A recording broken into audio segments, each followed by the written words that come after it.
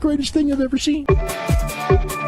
You're overdue. I just felt it's something that makes you look good, and that's cool, and you know, I'm all for it, but I think you need to tone this down because now it's getting intrusive to the show. But they can go in the afternoon for a U.S. Hold show, on a second. As they did there, and they can do 180,000 buys for an afternoon show, which they've also done for All In. So okay, we know they can do. We know they can do big. Can I continue this before you cut me off? We know one thing. Yes. We know it might have done well because it went on first. I'm not saying it would. Here's my thing, Dave. But here's okay. Wait. Okay, here's the thing. Oh my God! It's the greatest thing I've ever seen. I mean, it didn't mean anything to me. It was just a match. That's the problem, Dave. It should mean something to you. Give him a quick squash win just to show that, like, you know, he's not a loser.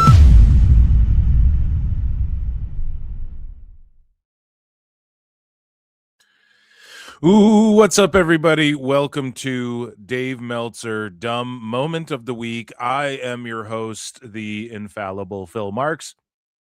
And I don't think we did an episode last week. So I am pumped to be back with DMDMW. Tonight, we're going to talk about how WrestleMania plans keep changing on Dave Meltzer and Dave Meltzer only. How WWE was trying to recruit black bodybuilders. Again, according to Dave. It ain't me saying this shit. It's him. We are going to talk about some star ratings, how his pay-per-view numbers are lies. This is going to be a long one. Get your super chats in, get your likes, your subscribes in, get your flutes in the chat, because it is time for everybody's favorite show. It was a segment on PWT Live Show, but it became so popular that it became its own show, Time Cop, and it is called Dave Meltzer Dumb Moment of the Week. Let's get him, we got him, we get him.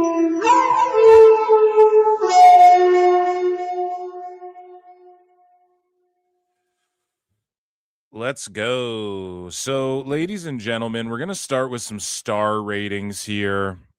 The last couple of weeks have just been hilarious, but last week for Maximum Carnage and Collision, the star ratings, according to Dave Meltzer, MJF versus Bandito garnered 4 3/4 stars. El Clone versus Commander garnered 4.5 stars. Mystico versus Cavernario garnered 4.5 stars. Darby versus Pac garnered 4.25 stars. DCF Bucks Jet Speed GOA garnered 4.25 stars. Demand Jet Speed Bowens 4.25. Death Rider Skyflight 4. So he just loves all this. Oh, it's the greatest thing I've ever seen. It's just him fucking. Oh my God, it's the greatest thing I've ever seen. He just loves this shit so much. And you know, this was the greatest pro wrestling card or event, I guess, in history, and we just all weren't privy to that information while watching it. He gave Tanahashi versus Okada 6 stars. It was a 6-star match, Brian. And I think that's all for star ratings. I mean, those are just utterly ridiculous. Those were the most ridiculous ones. I mean, obviously he posts them for other things, but and you guys know, even for WWE, I think he rates way too high. Speaking of, you know, star ratings, and Dave always has a 5-star Melty, and he's been arguing with some people online. So I bookmark a lot of those. Let's take a look at some of the back and forth he's been doing with people the last couple of weeks. So this guy goes, okay, I didn't know Max publishes a top 10. Dave goes, they don't. Max doesn't publish a top 10. Meanwhile, this show is in the top 10. Holy fuck, Nicolo Piccolo. Look how long this is of a fucking post. Holy shit. But no, they did post top 10s and whatnot. And we're going to expose how Dave Meltzer's pay-per-view numbers are also fraudulent. So Dave Meltzer gets into an argument. This guy says, because your subscribers are tribalists who think that any acknowledgement of WWE ever doing anything good is unacceptable. And Dave goes, actually, the exact opposite. Why did they vote WWE for so many awards in 24? Here's the thing. Dave is right about that, but he told them to. because of the crazy business they were doing. It's not like any of them enjoyed the wrestling as much as whatever. And it's not like Dave blew the wrestling like he just blew that Dynamite card that we just read the stars for. That didn't happen. That was the year where Dave was like, oh, I mean, Triple H it's hard to not vote like their business. He had to like say that to his readers the same way he's like, Mystico's going to win. And then they're all voting Mystico for Wrestler of the Year. So Dave is coping here. He goes, why don't you look at the poll results for WWE shows? Very balanced. Good shows do well and bad shows don't do well. I'd say that totally contradicts what you said. No, because Dave, this is why. The vernacular is WWE can only do very balanced good shows and bad shows. They don't have 4-star, 4-star, 4-star, 4, except for some of the PLEs. He will give them too much, not as high as AEW, but he does give WWE too many stars. I think Dave's caught up. Like, this is what it is. He's too caught up in trying to prove he's not a shill now. Like, now he's sitting there going, oh, I don't want to see people's careers end early. But then he's like rewarding it with 5 stars. He's like overly rating WWE matches too high. But then at the same time, like, he doesn't have anything good to say about WWE really ever. And to the point where like WWE Unreal triggers him, and you think that would be his favorite show as like this insider. You think he would love to watch a show where they actually show, just to a degree. Obviously, it's selective in what you actually see on that show. But yeah, Dave, I think he's caught up in that right now, trying to prove like, no, we like WWE. And then it's like, okay, then Mystico can't be Wrestler of the Year. It doesn't matter that people bought those cheap tickets at the CMLL shows for fucking a year straight. That's like if NXT sells out the same building 300 times over in a year or whatever as well. I don't think you can rank that higher than like what the tippy top of the industry is doing, So Glenn Gilberti Disco goes, your readers voted AEW Dynamite best show. And this is, this rules. Disco, a fucking Observer Award winner, says your readers voted Dynamite best show, WWE best promotion, and WWE third worst promotion. Not the brightest bunch. So, exactly. Moving along here, Dave Meltzer, he gets into it with some other folks. And then we're going to pwn him on his pay-per-view numbers here and why he's a fraud. So this guy, Myron Kidd, says, yet people like Noah Gilbert want to troll other companies. Meanwhile, his favorite billion-dollar company with a loaded roster can barely hit 500,000 viewers. And then Meltzer goes, yawn. Doesn't even include Max, Brian. Dave, with Max, they're barely doing above 500,000 viewers when they do. If they don't do 400K or above, they're not doing over 500,000 because of Max. Otherwise, I want to see you glazing the TNA Plus numbers. Would be equivalent to a SmackDown number, but not counting anything west of the Mississippi. So with Max, Dave is still hanging on to, as of January 17, 2026, this man is still holding on to the notion that Dynamite's doing SmackDown numbers, that Max is going to come out and say AEW's doing 400,000, 500,000. Let's do some math here. So like Dynamite's did in the 300,000s over the holidays. We don't even know the Christmas number. So if you add Max, is that still around over the holidays? SmackDown's doing 900,000 just on USA, not counting like the fucking Netflix streaming and all of that.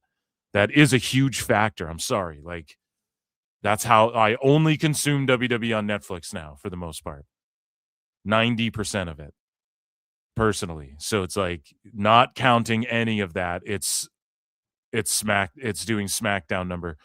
It's so fucking stupid, right? And Max isn't included in Canada. We're not watching fucking Dynamite and Collision on Max, because that's not a thing. Okay, it's called Crave. And that's probably going away. So when Dave does this, so he still maintains that we're talking, when they do 300,000, that 400,000 to 600,000 are watching on Max to make it equal to SmackDown. That's what he still wants people to believe. It's so fucking cringe. It has hurt AEW more than anything, because they can't live up to this fake shit. Yawn doesn't even include Max. Why'd you write yawn? What are you, like a 13-year-old girl, Dave? Switchblade. I never said AEW did, and this is exactly it. Dave Meltzer's like, I never said that, but a very reputable BJ Bethel and Tony Khan hasn't denied it. So but I never said 500,000. But then he's here spurging out, arguing about 500,000. Because how else do we get there? I'm not saying 500,000. This is how Dave lies. He embellishes the truth.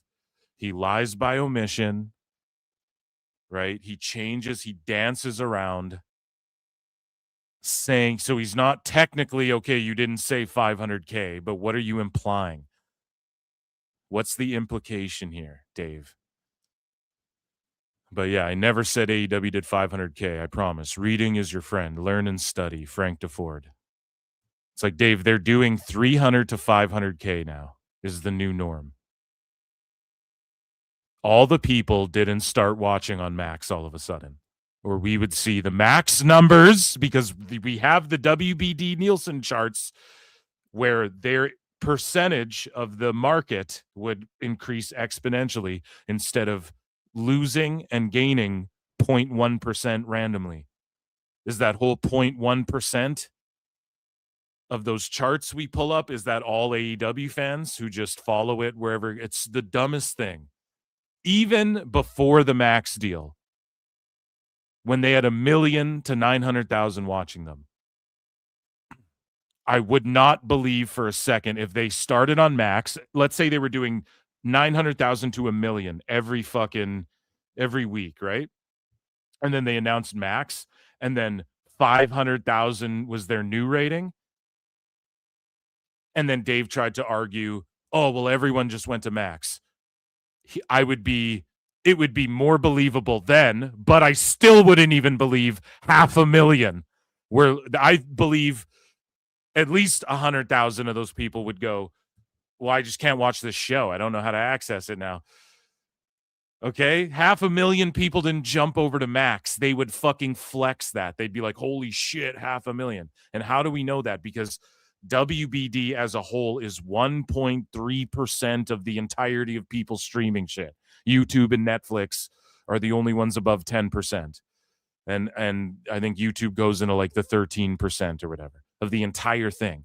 WBD is the last one on the chart. Has been for years now. We've been looking at this stuff. So it's just crazy how Dave and them believe this in the first place. Like, you guys get what I'm saying, right? If you're in the chat or commenting down below, you guys know what I'm saying. Like, even if they had 1 million and then let's say they launched Max and then the next day their viewers were like 500,000 to 600K or 400K to 500K or whatever. And then Dave was like, well, everyone went to Max. I would still have to say, prove it. I'd be more inclined to believe, okay, maybe 400,000, maybe 350,000, but not the entirety of the number. So all of a sudden their ratings are like 700, 600,000. And we're supposed to believe now that they're 500,000 that, just 300,000 people went over to watch the show on Max. Like, I wouldn't even believe that if they were still doing 1 million on TV.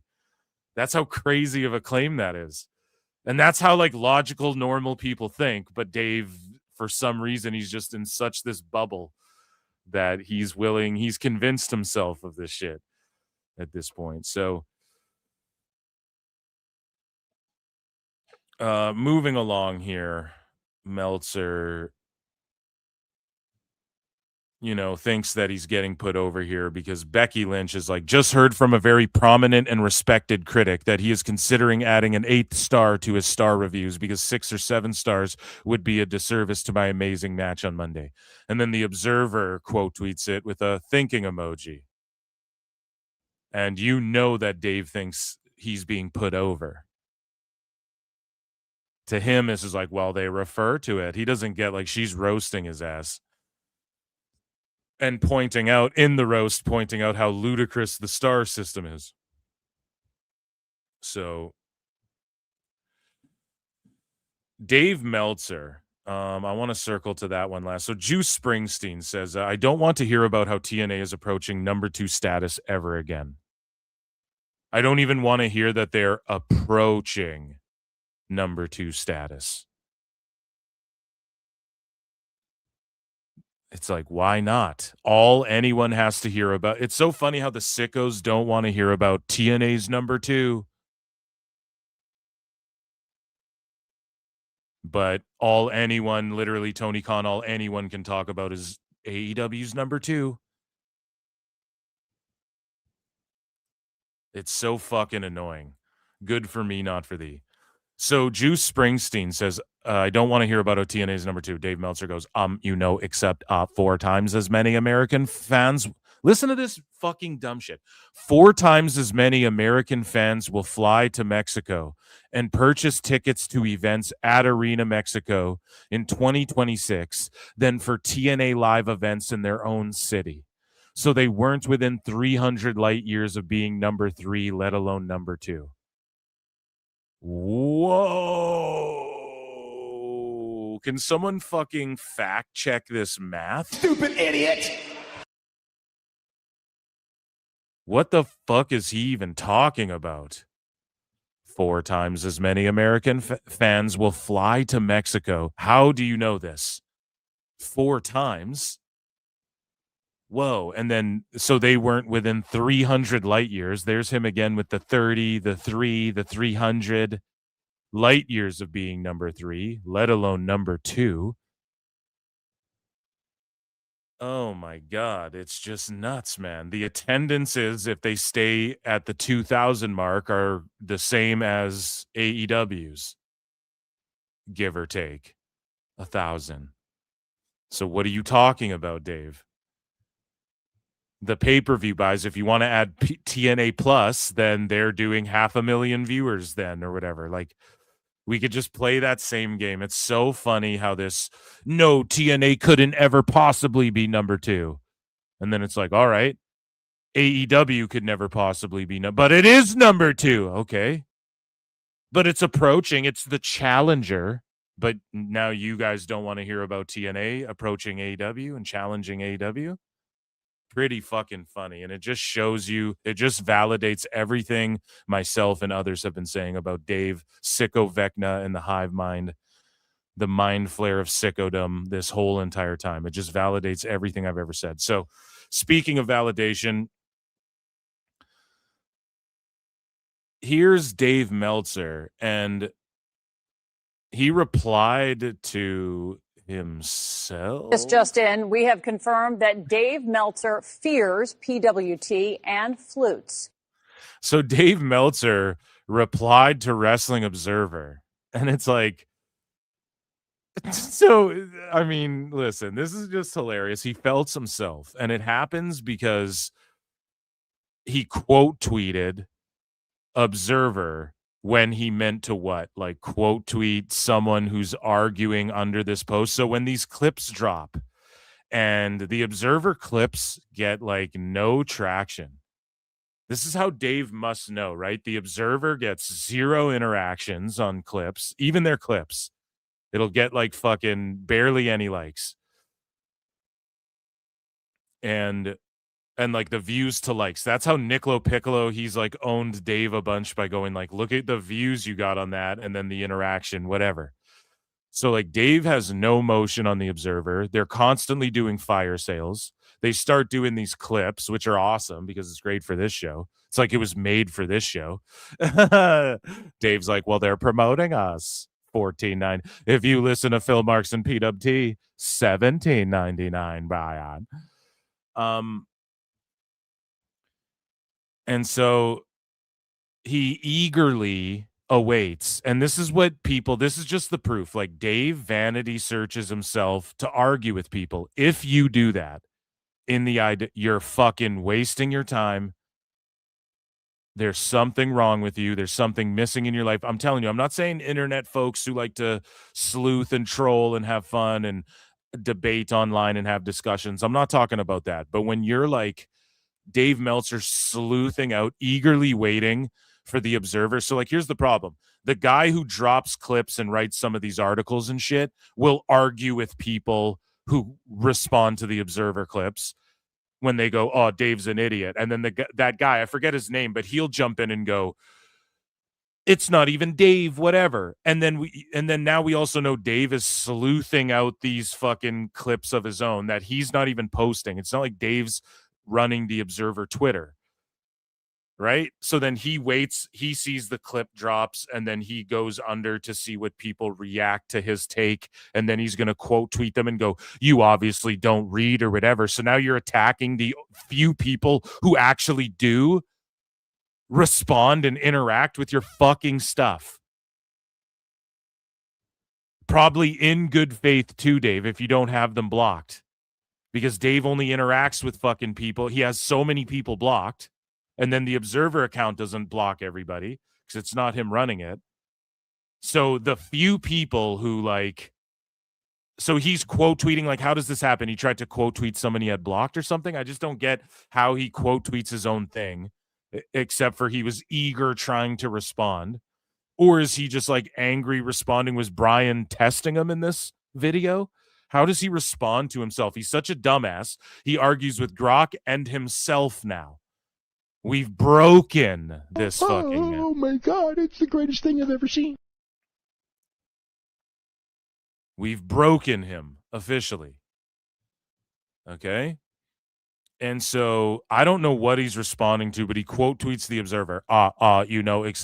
Except actually, so you expose, you never read or listen. And it's just so epic that this happened because, yes, Dave, you don't read and you don't listen. Period. Since you don't, a smart person would refrain from making any comments until they actually know what they are talking about. I say stuff like this every single week. And it's just likely has to do, Dave was putting over Adam Pearce, and then someone was probably like, oh, whatever, you're a shill. Just some bait too, like shit he shouldn't even be responding to. Shit you don't even need to respond to, buddy. And he's just like vanity searching his shit to get triggered at people who disagree with his take. Then why give a take? Start a church and become a charismatic and just start a cult, Dave. This is why it's a cult thing. You can't attack people just based off of solely well, you can, but you look redacted doing it, and then you get made fun of. You lolcow yourself. So, yeah, he just owns himself and actually know what they're talking about. I say stuff like this every week, Brian. So Dave fucking arguing with himself. And it's funny because he should do more of this. I actually encourage more Dave self-reflection and more Dave calling himself out on his own bullshit. Calling himself out on himself. And that's why I kicked your leg from your leg, Brett. And that's why I smashed your leg from your leg. No, so Dave Meltzer here, just to sort of back up what I'm saying, this guy, Real Free Brownie, at Real Free Brownie, go and give him a follow on X. And his name's Ash Brown. And he says, I'm a bit of a stat nerd, so I decided to actually map out the historical TV to pay-per-view data. Honestly, something about Uncle Dave's reporting on AEW buy rates has never added up. According to these numbers, see table below, we are supposed to believe that in 25, with illegal streaming rampant, It's a huge deal. It's such a huge deal. Illegal streaming is such a huge deal that Dana White had a hissy fit about it and was like, yeah, once you turn, he literally said, once the guy and these are the words he used, once the guy turns the stream on, we got him. The FBI's outside his house. Turn that stream on this Saturday. The guy, like, didn't name Stream East or Crack Streams or any of these fucking, just said, yep, the guy who does the streams, like, we got him.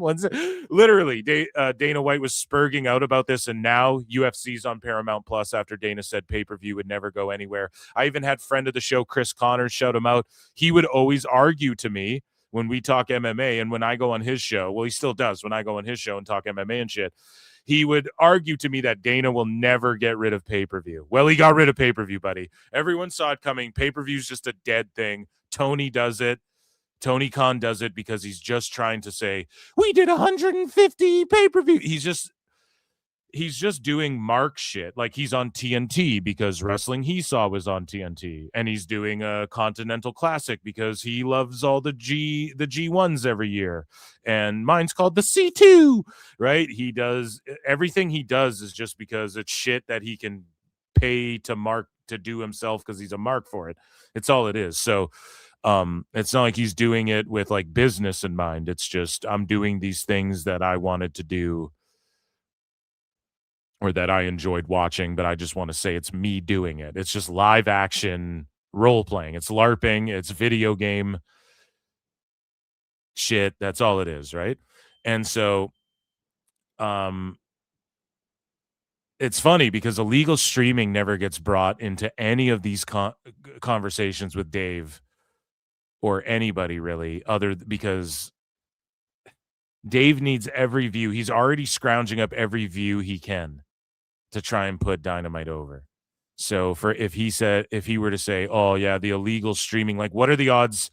Do you think more people are illegally streaming AEW pay-per-views or buying them straight up for $50? If we're to believe all these people are watching it and the amount of diehards who knows what's going on day in and day out, and they don't really do the replay packages, they don't tell you what's going on. So you think these diehard sickos, there's 1 million of them, 500,000 on Max. They're willing to pay just for Dynamite on Max, is what Dave wants us to believe. And so they're not willing to go buy these pay-per-views, or are a bunch of them just illegally are a bunch of these blue check grifters, okay? Are they, and they get their fucking little $40 at the end of the month for just doing bait the whole month, talking about AEW and trashing the Fed. Are they using that to then buy the pay-per-view every month? Are you sure? I'm not convinced, right? So illegal streaming is like huge. AEW is converting nearly 24% of its audience into paying customers. According to Dave Meltzer, AEW is converting a quarter of its audience into paying customers. I don't know if I believe that. That is more than double the conversion rate of the WWF at the absolute peak of the Attitude Era, when everyone was buying fucking pay-per-views, when every bar had every pay-per-view, when fucking the Attitude Era, when fucking you'd ask, oh, can I go over to my friend's house because their parents would buy the pay-per-view? Or when people would chip in, yeah, $10, $10, 10, or $5, $5, we got 20 people over, let's buy the pay-per-view. Back when pay-per-view was pay-per-view and it was the Attitude Era. You know what I'm saying? Dave Meltzer saying AEW's doing more than double that conversion in the day and age of illegal streaming. Clips get uploaded. They upload everything to YouTube immediately after it happens. They fucking... People are on Max. They're losing viewership year after year. The attendance is down. The tickets are cheaper. Right? After flexing how poor people don't like AEW, the tickets are the cheapest. Poor people don't like AEW. Right? Dave's just busted. You're busted, buddy. Like, we've all been saying this shit. It's just guys like this have time to crunch the numbers, or made the time to crunch the numbers, and I thank them. Shout out Ash Brown. So the conversion rate of WWF at absolutely peak of the Attitude Era. Statistically, that level of monetization feels impossible. The math just doesn't look right. I might be wrong, but yeah. Thoughts. Then he tags everybody. Tags Cornette, Conan, Cultaholic. Why would you tag them? They won't look at this. AEW Mole, who like people are like, his account's suspended. It's crazy because do I say this on the air? Like, how was his account? He knew his account was going to get suspended. He called it out too. So do you get a warning before it gets suspended? Or did he just start getting mass reported? What happened there? I have no clue. That's weird that he knew it was coming, right? I don't know if you guys saw his tweets before. I don't know, but it was like he knew. Call me Mystic Mole. I predict these things. So here's the conversion, pay-per-view, loyalty index. So this even has WCW. So when WCW in 96 was averaging 3 million viewers, they would do about 7.3%, 220,000 pay-per-view buys. Dave Meltzer in 2026, the year of our Lord, 2026, Dave wants us to believe that AEW is doing 150,000, 120,000. Look at these numbers. And they've only gone up since the inception. So when 1 million people used to watch AEW, they couldn't even crack 100,000 buys. But Dave wants us to believe now that everything's on streaming and he's the only source and it's invisible numbers and math. He wants us to believe that year over year, their pay-per-view buys are increasing more or less. And that they're doing like 140,000, 150,000 buys. Meanwhile, when WCW was doing 2.6 million viewers on free TV, no simulcast, no streaming, no invisible numbers, that's what it was. 90,000 pay-per-view buys they did in 2000. But the product was bad. Yes, so is AEW's. And also look at the trend. So in 96, 3 million. 4 million were watching WCW, 4.5 million in 98, and then in 99, 3.25, 2.6, huge fall off. Less than 1 million people watching the show year over year. Look at AEW. Less than fucking, like, look at this. 580,000 is the average. It's like half the audience fell off. Like, look at it. They weren't even hitting the millions even. And then they're doing comparable numbers to the dying days of WCW. Meanwhile, people are saying the product's trash. Meanwhile, not only are they doing comparable numbers, but the numbers increase. Like, we're to believe that, like, at their peak, they're doing 89, 92. So AEW at their peak, they're doing 89,000 pay-per-view buys, 92,000. Then they kind of lull. There's a bounce back here in 2022.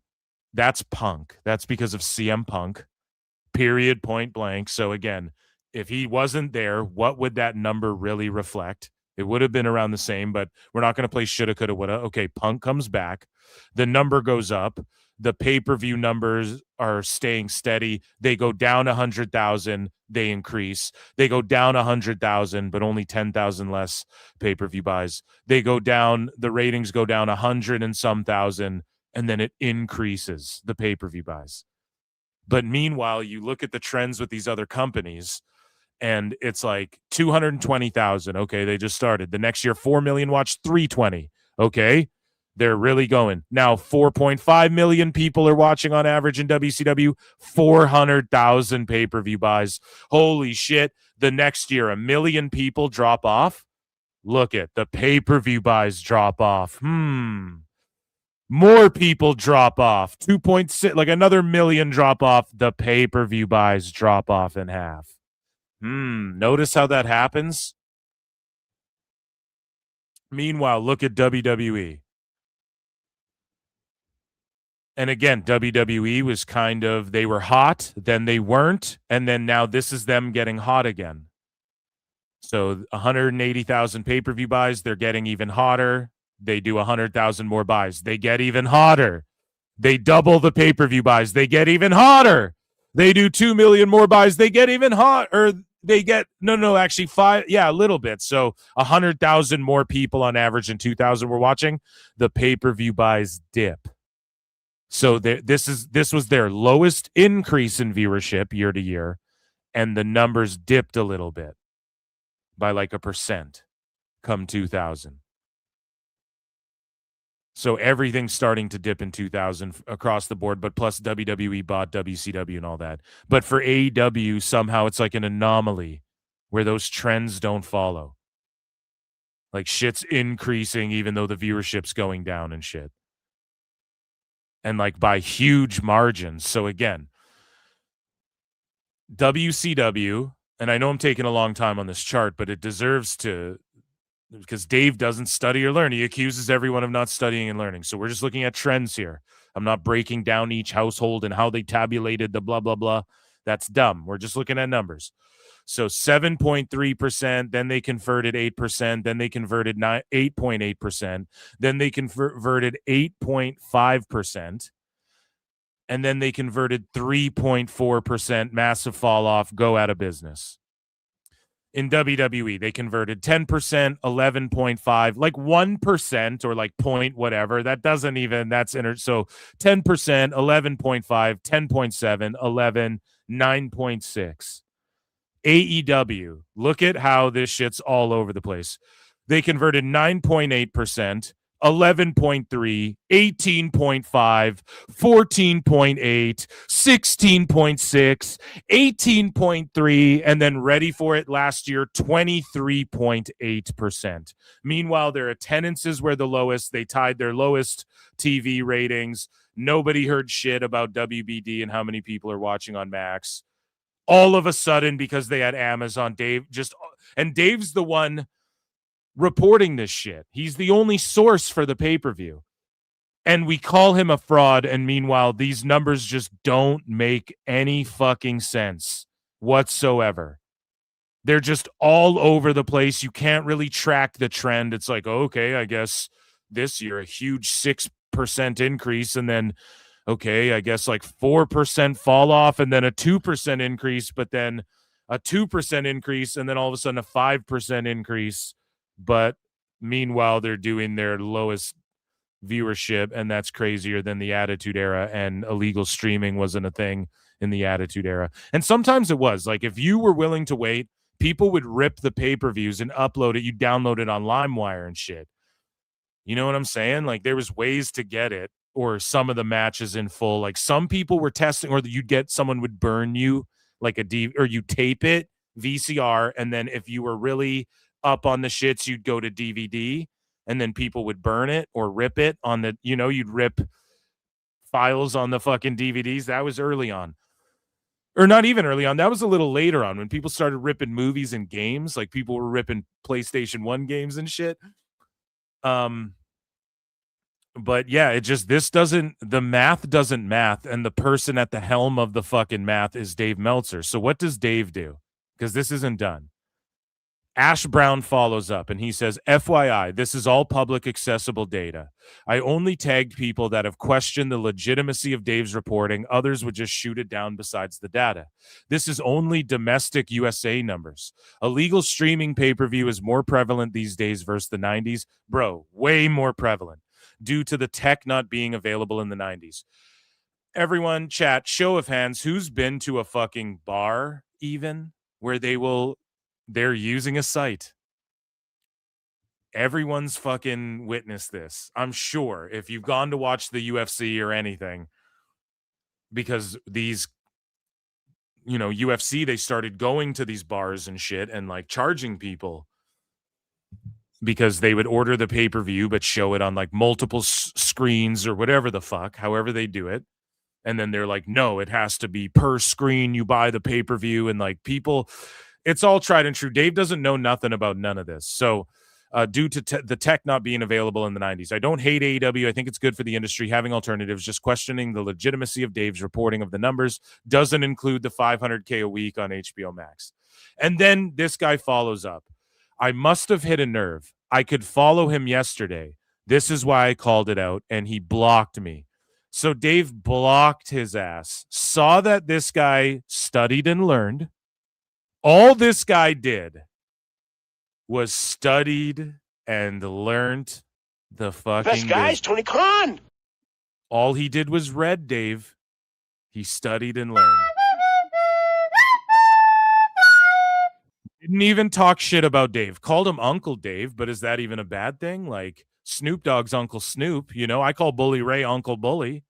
He's just calling Uncle Dave. Like, yeah, I know if he went Unca Dave, okay, maybe. But he just fucking Dave saw this, got triggered, blocked the guy. Dave, if you love studying and learning, why not just retweet this and kindly go, this is where you're wrong, this is where you're right, maybe my numbers are off. It's because when you look at this chart, it's abnormal, the spikes and decreases. Why? Because it's Dave fudging numbers, and as this goes on, once you add in like around 22, when did Max come out? When was Max a thing? Like, look at where it just gets wonky. Like here, it's like peaking, according to Dave, and then it falls off, and then Max and Amazon get involved, and the numbers just jump all over the fucking place because Dave can just mess around with it. And it's just so glaringly obvious to anyone who's not retarded that he's retarded, and it's just like you're exposed, man. There's no. So Ash Brown says, should I do more data on old wrestling versus today's? The data and narrative shaped by journos seems to skew a certain way.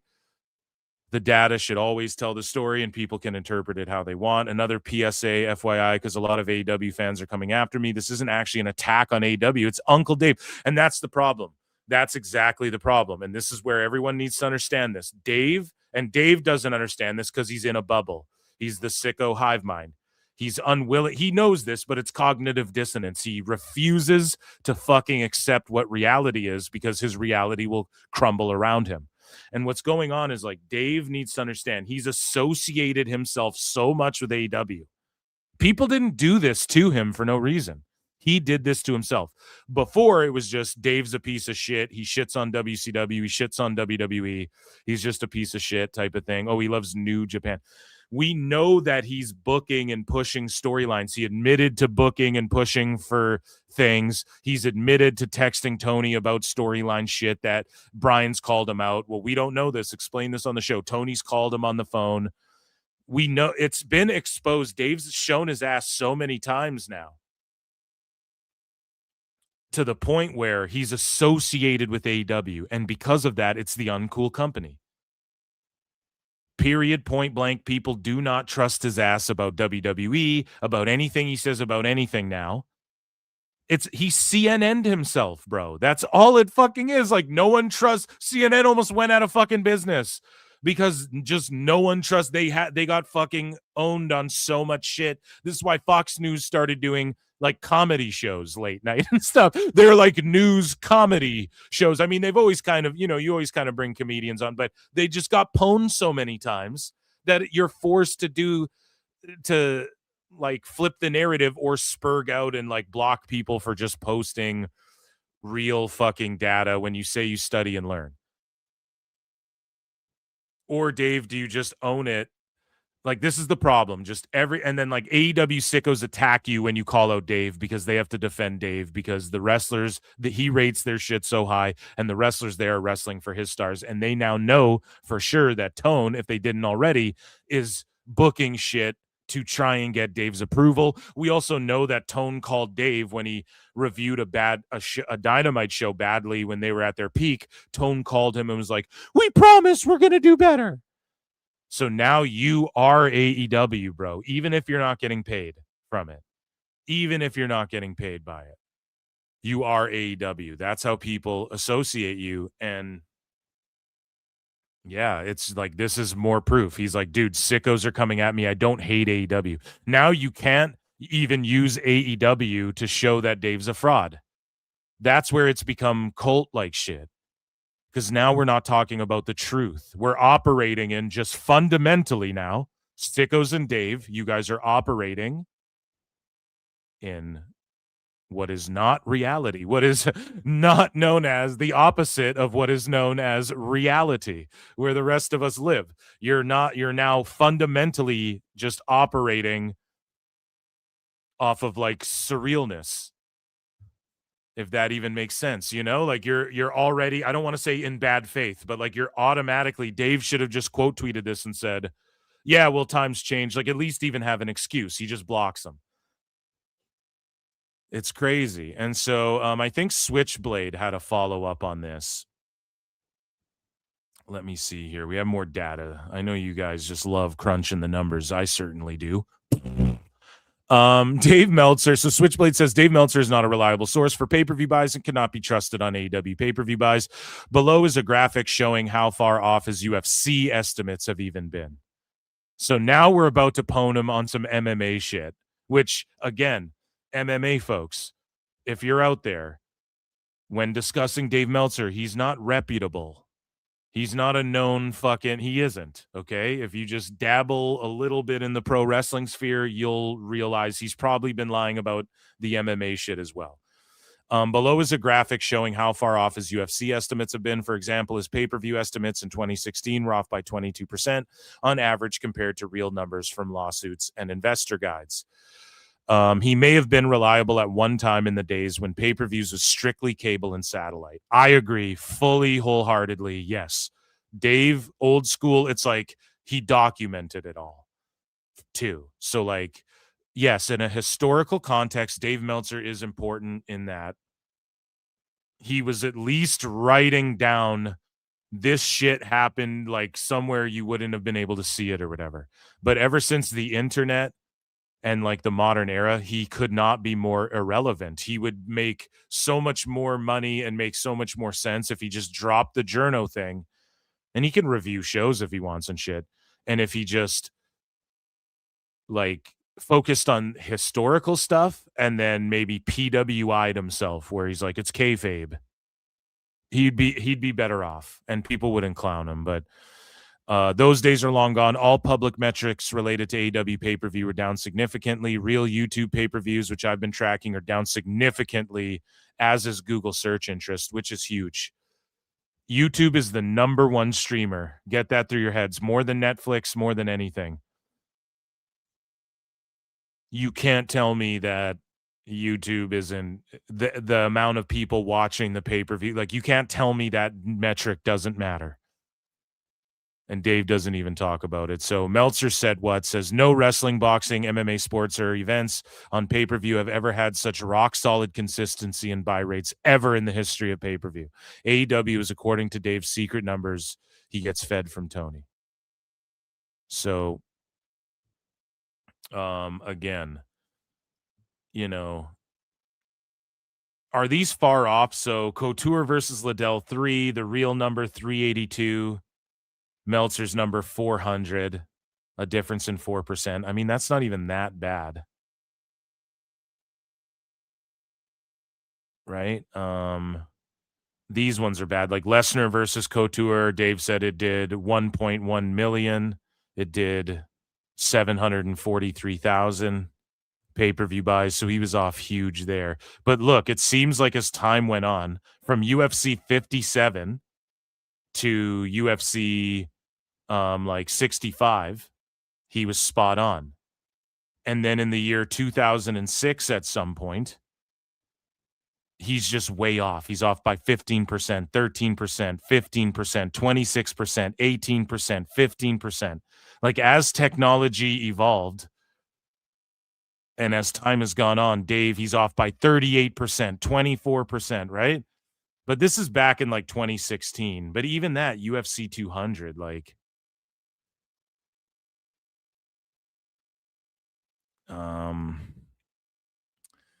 so this is back in 2010. Here's the buy rates. Damn, Lesnar was just a draw, hey? 1.1 million. St. Pierre's up there too. GSP fucking ruled. Yeah, so it just is interesting to see how Dave's, like, even this, if anything, what this proves is Dave just started falling off. Like, he's spot on. Okay, he's 5% off. Like, the real number's 382. He gets 400K. That's actually pretty good. The real number was 657. He guessed 620. But it seems as though he's been guessing this whole time, or whatever his quote unquote source is, has been off a little bit. But either way, like you just see, like 2006 and on, he just completely fucking fell off. So now 20 years after his fall off, we're supposed to still believe, a decade after he's missing it by 40%, we're supposed to believe him for his shill ass when it comes to AEW? I don't think so, man. I really don't think so. Let me check in with chat here. I see I have a couple super chats. I'm not a shark, I'm a man. I, for 2, says, Tism talk time, daddy. Hell yeah. You're right. Who, me? I know, yes. I'm not a shark, I'm a man. Again, for 2, says, all other feds equals linear regression. AEW is polynomial. Fucking bars, dude. If you tweeted that out, Dave would block you. Oh my God, it's the greatest thing I've ever seen. Thank you for your support. I really appreciate that. You guys can super chat in, and make sure you hit like, subscribe, tell a friend, flutes in the chat. So now that we're done with the boring stuff, folks, that was just the opening intro hour. That was the opener of this show. Now let's do Dave talking about international stuff in TNA, and then we'll get into WWE and AEW. So Dave Meltzer talks about, based on his ratings, that this is the best year for pro wrestling in the history of pro wrestling, which we know, and I agree, he rates shit too high. But it's funny that he's like, this was the greatest year ever all around for matches and everything. And I wonder if, like, can we really say that? Is this the best year ever for all around? Every show had banging wrestling.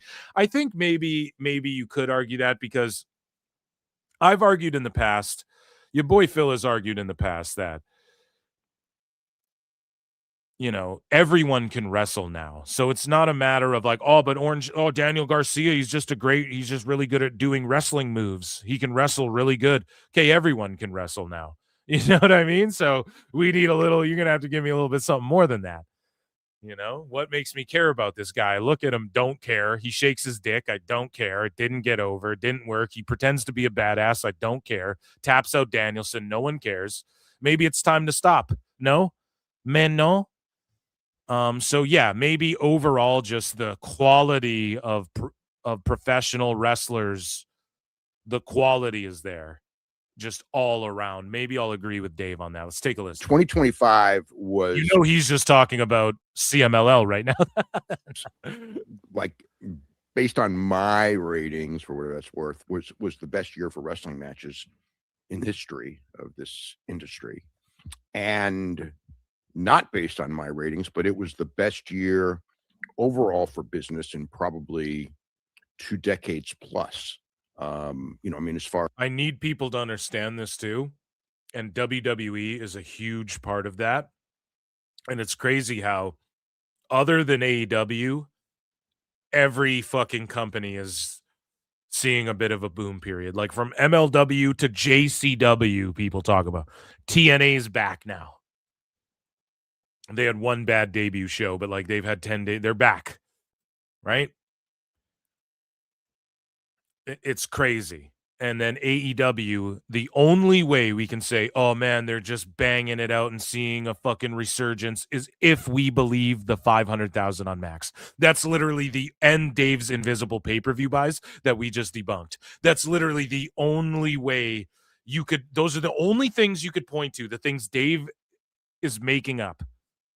He's the only source on these 2 things that you could go, okay, yeah, AEW. If they're pay-per-views and there's 500K watching on Max, they're crushing it. Holy shit.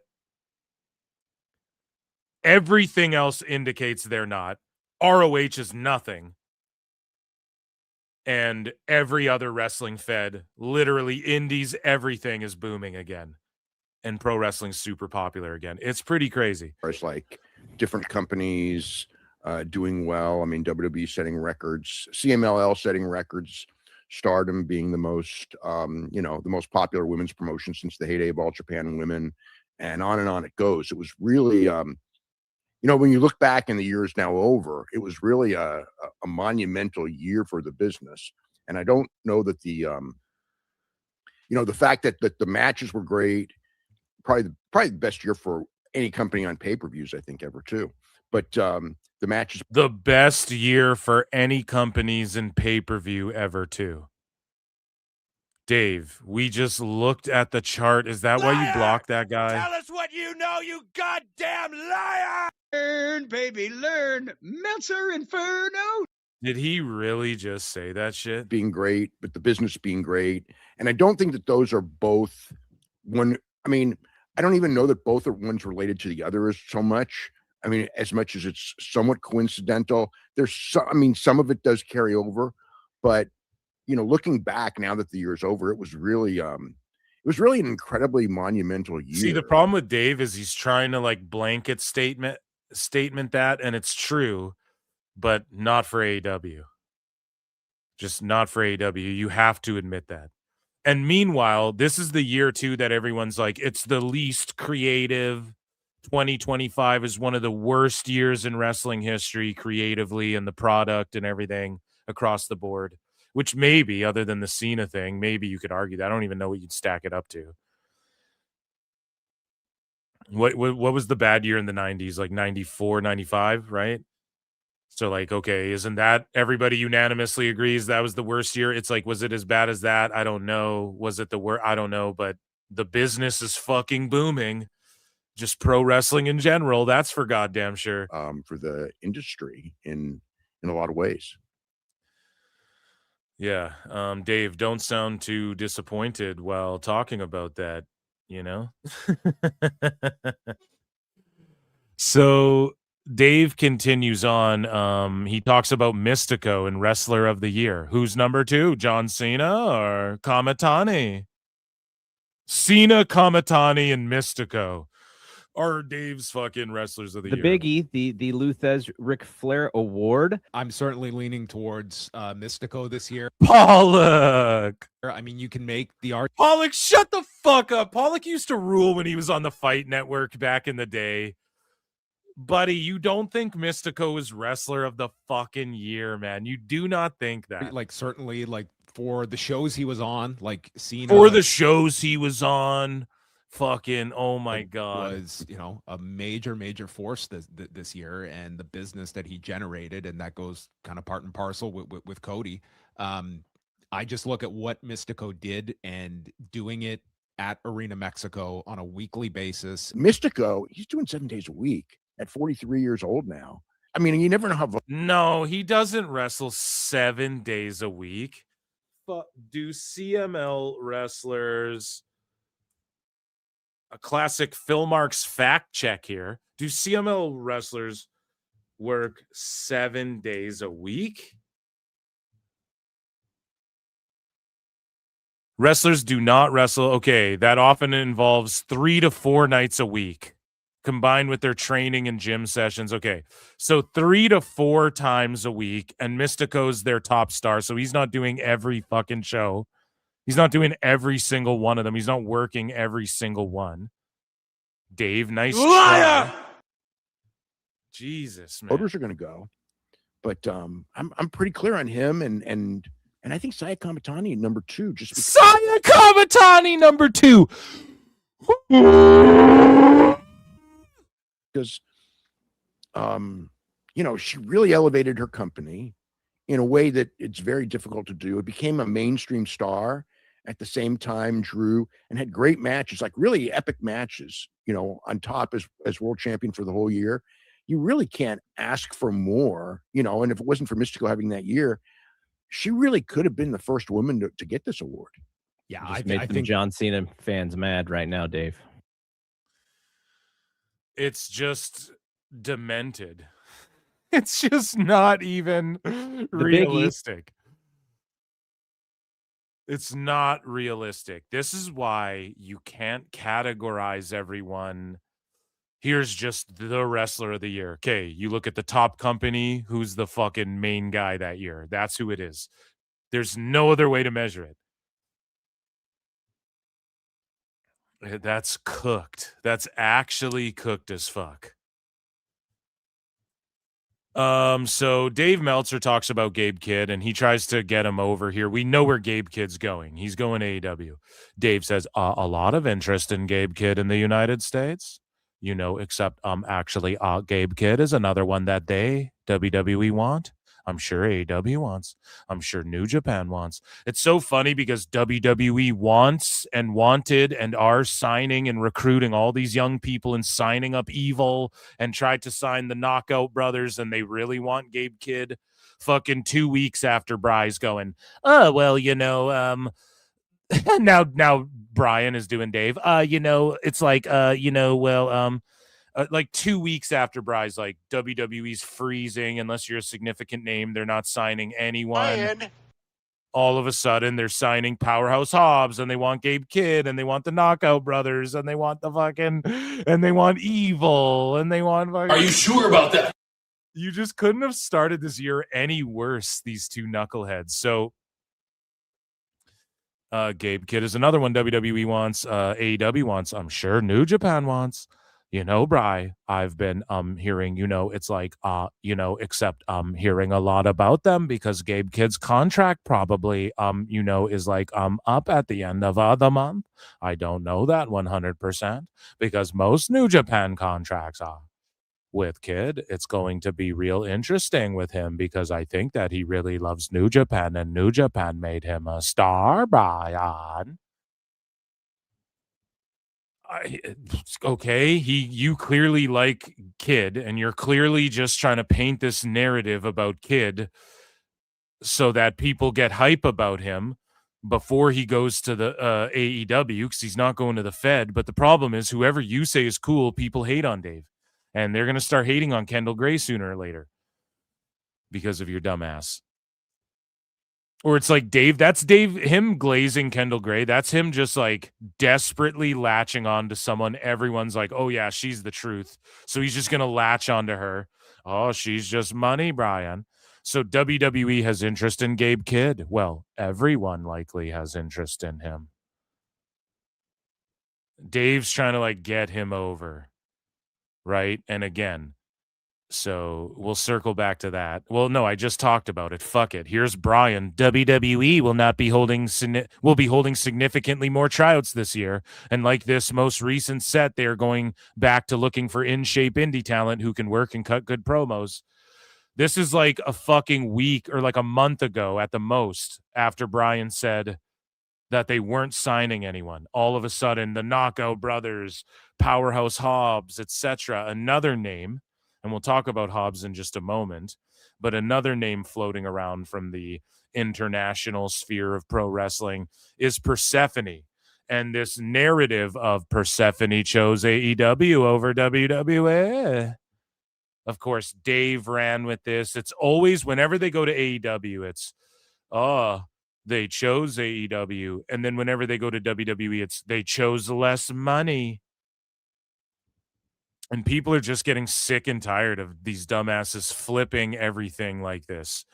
So Persephone chose AEW over WWE. This is a narrative being pushed, and then it gets debunked. So according to Bryan Alvarez on The Observer, he goes, Persephone, I just want to clarify this. What I was told is that there have been stories saying she chose AEW over WWE. And of course, the WWE side wasn't happy about that. WWE made it very clear they never spoke to Persephone. She has been under contract with CMLL and was not able to talk to WWE at all. So that's just directly refuting Dave and all these fucking sickos. And it's funny when Bry does this. He does this to himself. They're not hiring anyone unless you're a name. Turns out they're doing a bunch of fucking tryouts and hiring Powerhouse Hobbs and trying to get all these Nuge talents over here now. And it's like, well, which is it? You guys fucking suck. You stink at your fucking jobs. Flat out. Flat out, point blank. And so, we talked about Hobbs, and Hobbs has been the talk of the town, and technically he's a free agent. Okay, so he fits into this. Where is he going? He's a talent. Is he going to be an NXT? Is he going to be? He doesn't belong to WWE or AEW right now, so he fits into this little mini segment within Dave Meltzer Dumb Moment of the Week this week, and so yeah, this is the one I was looking for. Hobbs is reported that WWE's interested in Hobbs, right? And then he spurgs out and says some of the dumbest shit ever that Phil Marks, pwned him for. Phil S. Marks pwned him for online, and we're going to get into that. But here is Big Black and Jacked, Powerhouse Hobbs, and what Dave had to say about WWE just expecting him to come in right away. He hasn't shown up. Everyone's been like, he's going to be at SmackDown, and Jericho's going to be at the Impact, and blah, blah, blah, blah, blah. Every single week, a new shithead goes, I know, I'll come out and say he'll be there this week. Every week.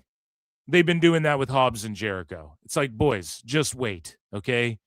Dave wrote in the Observer about the fucking Rumble's coming up after the Rumble, then start guessing every week, because then it's really up in the air. I think the safe bet is the Rumble, or after is the Rumble / the Raw after the Rumble, or NXT after the Rumble, or whatever. I think it'll be safe. Those are the two safe bets for Jericho and Hobbs, for fuck's sakes. Every week, people are like, Jericho's not in New York. Oh, he's here at this. He could be here for this. It's mad. WWE being interested in Hobbs. It's funny because I just have this weird feeling that if he goes there, they're going to do this thing of he doesn't know how to work. I mean, he's a big dude, and he, they do like him. And, I think they're going to do this thing of he doesn't know how to work. Dave, you are putting that narrative out there. Now, once he goes to NXT, let's say he goes to NXT to start, and it's not based off he doesn't know how to work. It's just, we have better shit. We're going to make him a star on the CW first. We have better shit for him with Ricky Saints and Ethan Page and those type of guys.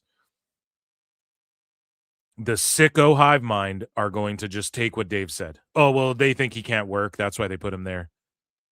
It pisses me off so much. You just buried him for no reason. I don't want to put a lid on his potential. That's what you just did. That's what you just did. At the end of the day, where he's going to go, a lot of it's going to depend on his talking ability, and we really haven't seen a lot of that, like the ability to talk long term. Or if he obviously gets put in like a stable with Heyman, obviously that changes everything, because then he won't have to talk a lot. Most of the time, when guys are in one place for a long, long time, it's better to change their fresh coat of paint and all that. It's usually better. But there's always Ray Phoenixes, where it's not better. And where it's not better. So is he saying overall it's not better? What is he saying? That if they change his name and his gear, it's not better? Or is he taking a shot at Ray Phoenix and saying the way they present Ray Phoenix is not better than it was in AEW? Because Ray kept his name and shit. Dave, clarify what you're saying, you mushmouth son of a bitch. Now with Ray Phoenix, it's also one of those things where you would, if you went in and everything, you would kind of know it probably wouldn't be better. But with Hobbs, the idea is, well, he's a big guy, but that doesn't guarantee it that, and if they put him in developmental, who knows? Yeah, it's a shot. I don't think it's a guarantee. But he doesn't think it's a guarantee. What part of what you just babbled about isn't a guarantee? That he's going to developmental, or that they're signing him, or that they'll give him a fresh coat of paint? What the fuck are you talking about, Dave? God, he's such a cooked asshole. So, moving along here. Dave had this to say. So we were talking about like the tryouts and developmental and all this. So Dave Meltzer had this to say. There was a focus on black males and bodybuilders at this week's WWE tryouts due to the criticism that Paul Levesque doesn't push black males. Chat. This is why PWT is important for the IWC and just for pro wrestling in general as a whole. Because we talked about the people who were being ID'd. Remember those two white boy bodybuilders What about Starboy Charlie? The little dude who does flips, who wears the overalls. Oh, Dave, you mean all of these big, giant black bodybuilders? Yeah. This is what the tryouts was mostly comprised of. And then that girl, that blonde white girl who concussed herself. Oh, yeah, Dave? So the focus is big, black, jacked bodybuilders because Powerhouse Hobbs is coming in and because Triple H is racialist. Are you fucking kidding me? Meanwhile, look at AEW if you want to play that card. Look at what Lashley and Benjamin are doing. Look at what they had Hobbs doing. Backup dancer trio wrestlers. Tag team trio champs. Not being pushed. Just floundering in these mid fucking programs where they're going to fight Ricochet and shit. But Triple H doesn't push big jack black dudes, and there was a focus on these tryouts on big black jack dudes. Big black bodybuilder dudes. Right? Like, you can't make Liar! Right? And Dave just, again, like tokenizing fucking, how about they're just good? If they're good, they're good. And how about they're clearly signing Hobbs and you're melting down about it? So there you go. How about shut the fuck up, Dave? How about just stop? You're fucking old. You're out of touch. I'm not saying every old person is out of touch or anyone around Dave's age is out of touch, but he is, okay? Big fucking time. What's old is new, except for Dave's mush brain, okay? And yeah, I wrote Starboy Charlie and these ladies, all renowned black bodybuilders. Dave is such a tart, he forgets that half of this shit is on, or that all of this shit is on social media, and we can fact check him on his bullshit. Like, everybody posted. There was that white bodybuilder guy flexing his legs. We covered it here on the show. I bookmark it all. You're fucked, man. Like, you're cooked. You can't just lie about shit like this, Dave. We have the fucking internet now. So, moving along here, he said there's one or two more things I think he said about the tryouts and all of that, and then we'll get more into, like, WWE, and this is it here. So, observer attendee says everyone's getting concussed left and right at WWE tryouts. And it's like, Dave, why are you running with this? Like, we played the girl on PWT live show live every Wednesday and Saturday night. Hit like and subscribe, guys. So Dave just had to run with this. Oh, an attendee at the tryout said everyone's getting concussed left and right. Meanwhile, she didn't even really fucking say that if you watch the video, and she was just hamming it up. Like, she's totally fine at an IHOP just talking. It's not for me. I'm going to take, she's like an influencer. And again, we're not saying I believe people in the head trauma shit, like, for sure. It's just that she was clearly hamming it up. And like, she's like, I just got back from the doctor and they say I'm concussed. And then she's like acting fucking like she can't focus and she has a cold and shit. We made fun of it on the live show. She clearly just couldn't handle getting her head rocked and bumping. And yeah, it's not for everybody. And yeah, that's what you sign up for. It's a physical fucking sport. Like, you're going to take damage. You're agreeing I'm getting CTE at a faster rate than everyone else on planet Earth by playing any sport, really. That's what you're signing up for. You're agreeing to that. And in exchange, you might get millions and millions of dollars and fame and glory and get to travel the world and do your dream job and all this shit, right? Everybody understands this when you get into sports. So, especially in 2026. So this girl was hamming it up, but of course the Observer just had to run with this. This is their headline from the tryouts. Not a correction on, hey, this little tiny white girl fucking said she got rocked and there actually wasn't a slew of big black jack dudes there. Right?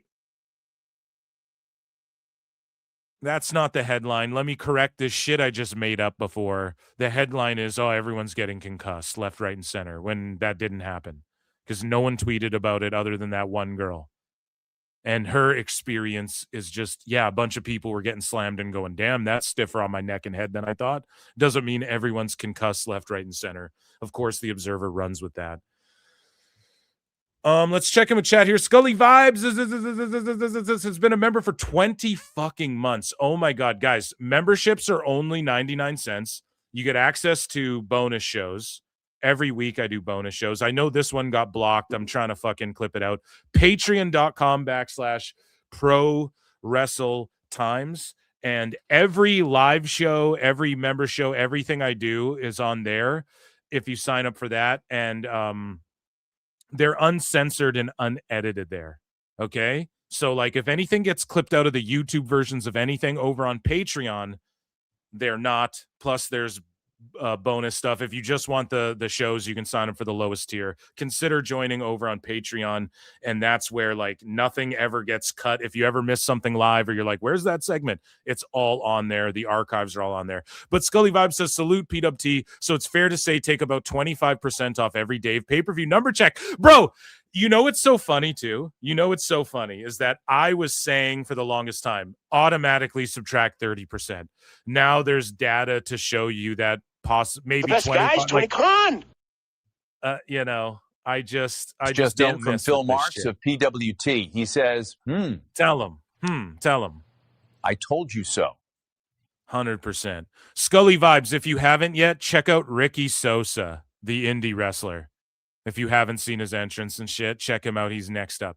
I'm not a shark. I'm a man. For two says, God damn, Dave is the platitude platypus with just worthless. The platitude platypus. You like those alliterations, don't you? I love that. Thank you so much. So, ladies and germs, let's move along here. Here's Dave actually talking about TNA a little bit. Did we throw that in here? So, well, here, actually, we talked about women's wrestlers. And so here's what Dave had to say about overall women's wrestling. And then we'll do TNA and then the WWE AEW stuff. So yeah, hit like, hit subscribe, tell a friend, super chat in, appreciate all the support. I'm trying to rip through it. I told you guys I had a lot in here this week. So here's Dave talking about women's wrestling in general. And of course we saw tons of women's wrestlers at those tryouts. And here's what Dave had to say. And he's got WrestleNomics. So WrestleNomics wrote this report. Thurston wrote full year 2025 top YouTube videos for WWE, AEW, and the rest.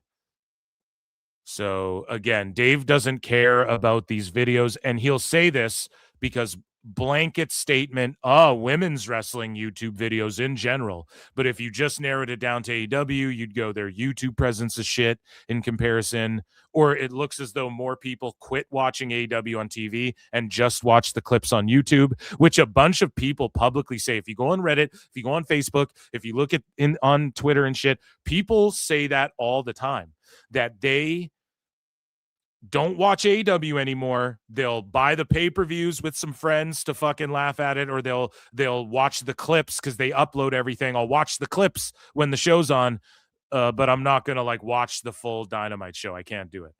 That's what most people say if you go on these Facebook groups and all that shit. So let's hear what Dave says about women's wrestling here, but he's still gonna shit on it, even though women's wrestling, I think, is really fucking good. Personally, you guys know I fight. I'm out there swinging and batting for the women's tag division, which they've kind of figured out now to where I'm bitching about it less. I think women's wrestling is awesome. You look at the pay-per-view numbers. Netflix dropped, not pay-per-view, sorry, the streaming numbers. Netflix dropped the streaming numbers, and Evolution was the least watched one.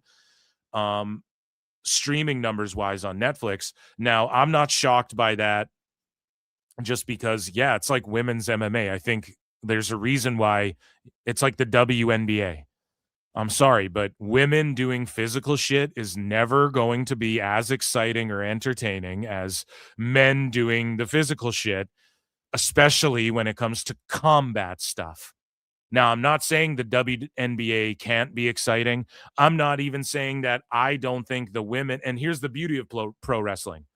The women are better than the men in a lot of ways because it's a performance. There's a lot of, for instance, there's a lot of women actresses and actors that are way better than a lot of men actors and shit, but it doesn't mean we want to see an all-female Ghostbusters. Just make Ghostbusters, right? You know what I mean? Just like if they made a new a movie called Powerpuff Girls and then they made it 3 dudes, I would go, this is dumb as fuck, right? It's the exact same thing, 1-to-1. But just women's combat, I just think there's still people who like aren't, and same with women's MMA.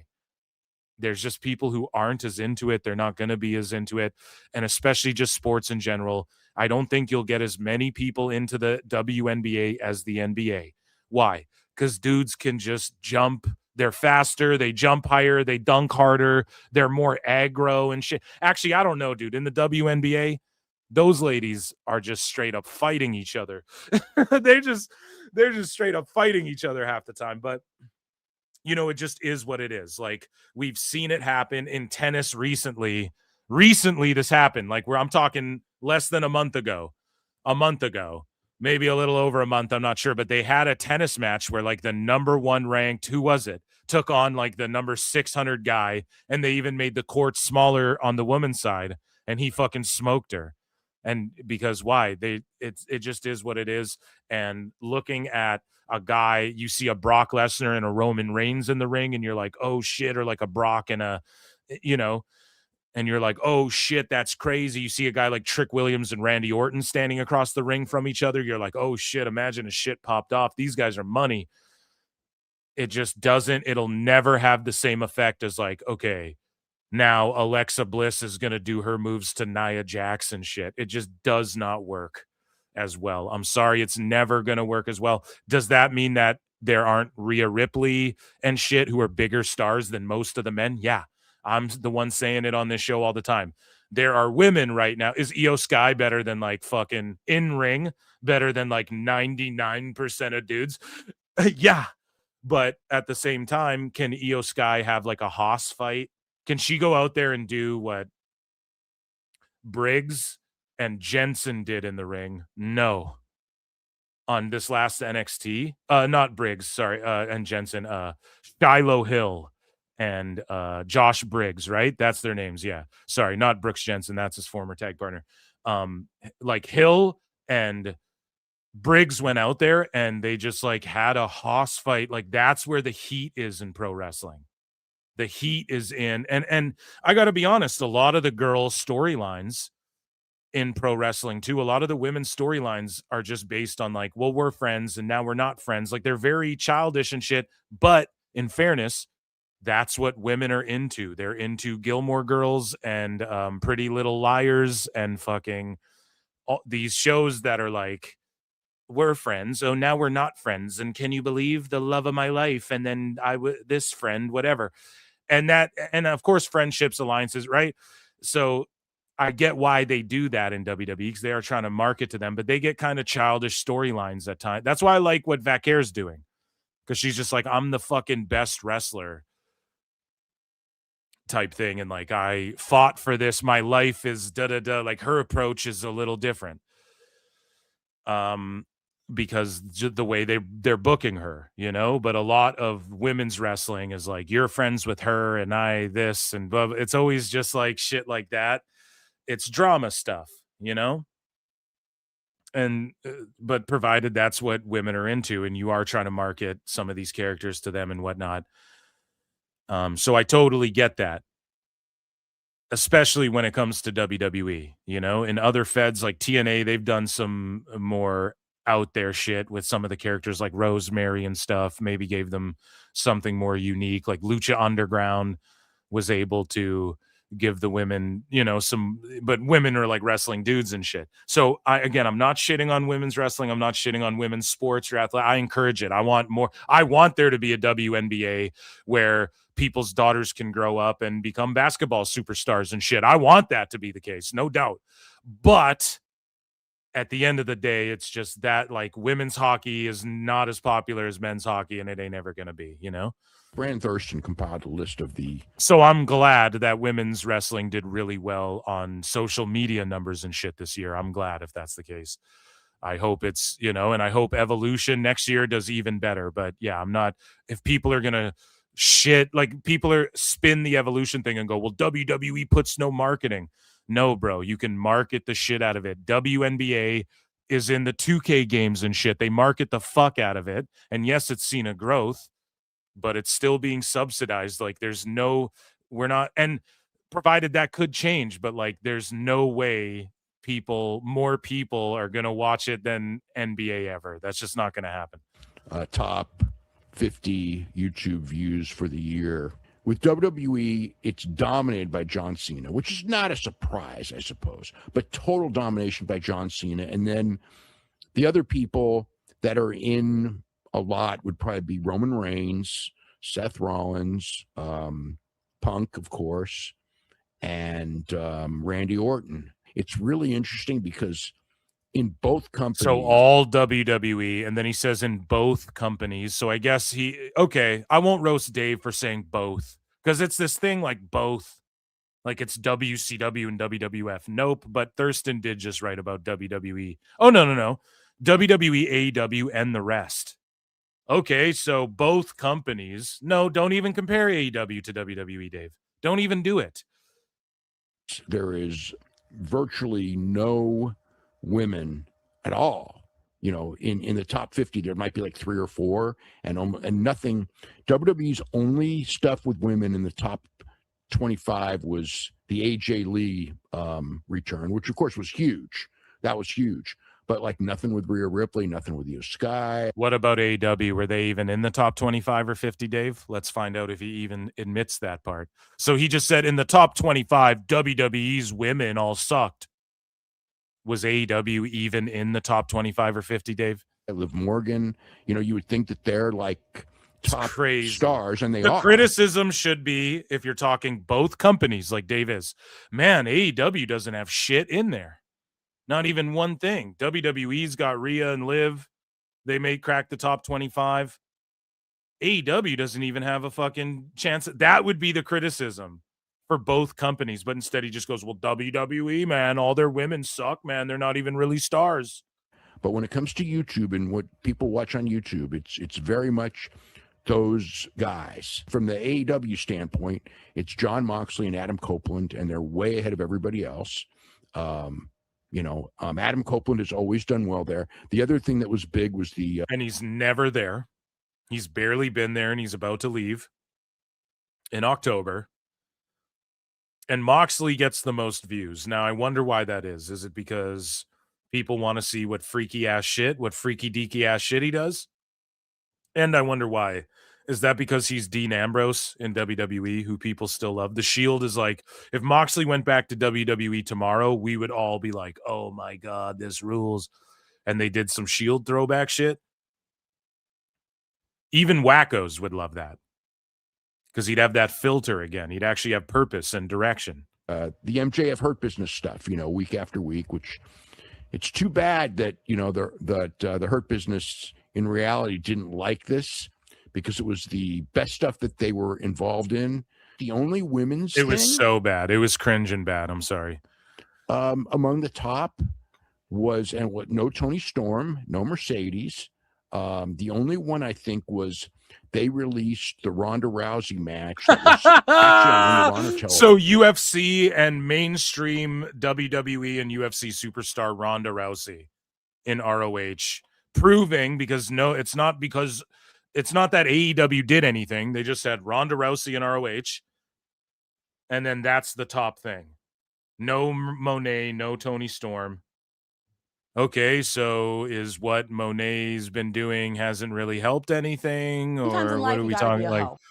Crazy vision from a couple of years ago, when they did that deal and everything like that. So that they put that up on YouTube this year, and it was like top. And so that's from like 2-3 years ago. They uploaded it this year, and it was one of their top videos. So Dave's analysis should be AEW's not a draw. Ex-WWE guys doing stuff is a draw. Oh, Lashley and Moxley and Copeland? Oh, so all WWE guys. And then No Tony Storm, no fucking Mercedes, but Ronda Rousey, ex-WWE UFC, did a one-off in ROH, and it was their top shit. And it's years later, proving that it's just when WWE people are in these videos, people go, oh, I'll look this up. Just like I'm sure TNA's best video is when AJ Styles showed up there. Oh, so the Fed is number one, and you just don't study or learn, or otherwise you'd be able to come to this conclusion yourself. Baby, learn. Like, Meltzer Inferno. Crazy to me. Whatever, it was in the top tier. So that was the only women's thing. Crazy. He doesn't go, yeah, it's alarming, man. Like AEW really, they need to figure this out. Like no motion with any of their OG stuff. Like there's no homegrown guys doing anything. Like, no one's really got motion. He would just argue, oh, well, MJF was in that is the reason why it got so many views, Brian. Whole thing. So again, it's whatever it is. I mean, women wrestling is really popular, but whoever's watching this stuff on YouTube, they're not watching it for women's wrestling. Dave, that's his conclusion. Whoever watches it on YouTube, Dave, they're watching clips of shows because they likely don't have any other way to. This is why the play is always made at the India market, because they account for a lot of views too on this shit. And they don't convert into dollars. You know what I'm saying? So I don't know, man. Dave just doesn't know what he's talking about. We know this. We know this at this point.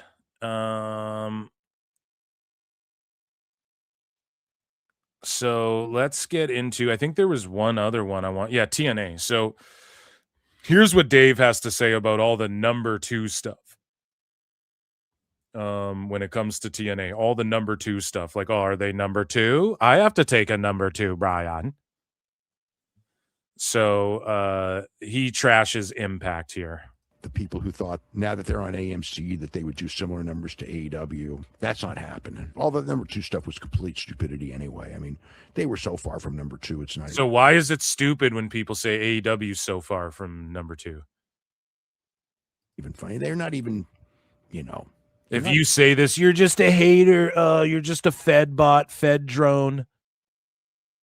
Meanwhile, if you say the same thing about TNA, no one cries, no one cares, other than me crying and caring about what Dave's saying. Even number 3 or number 4. The vibe I got watching it is like it's like we're taking all the WWE scraps.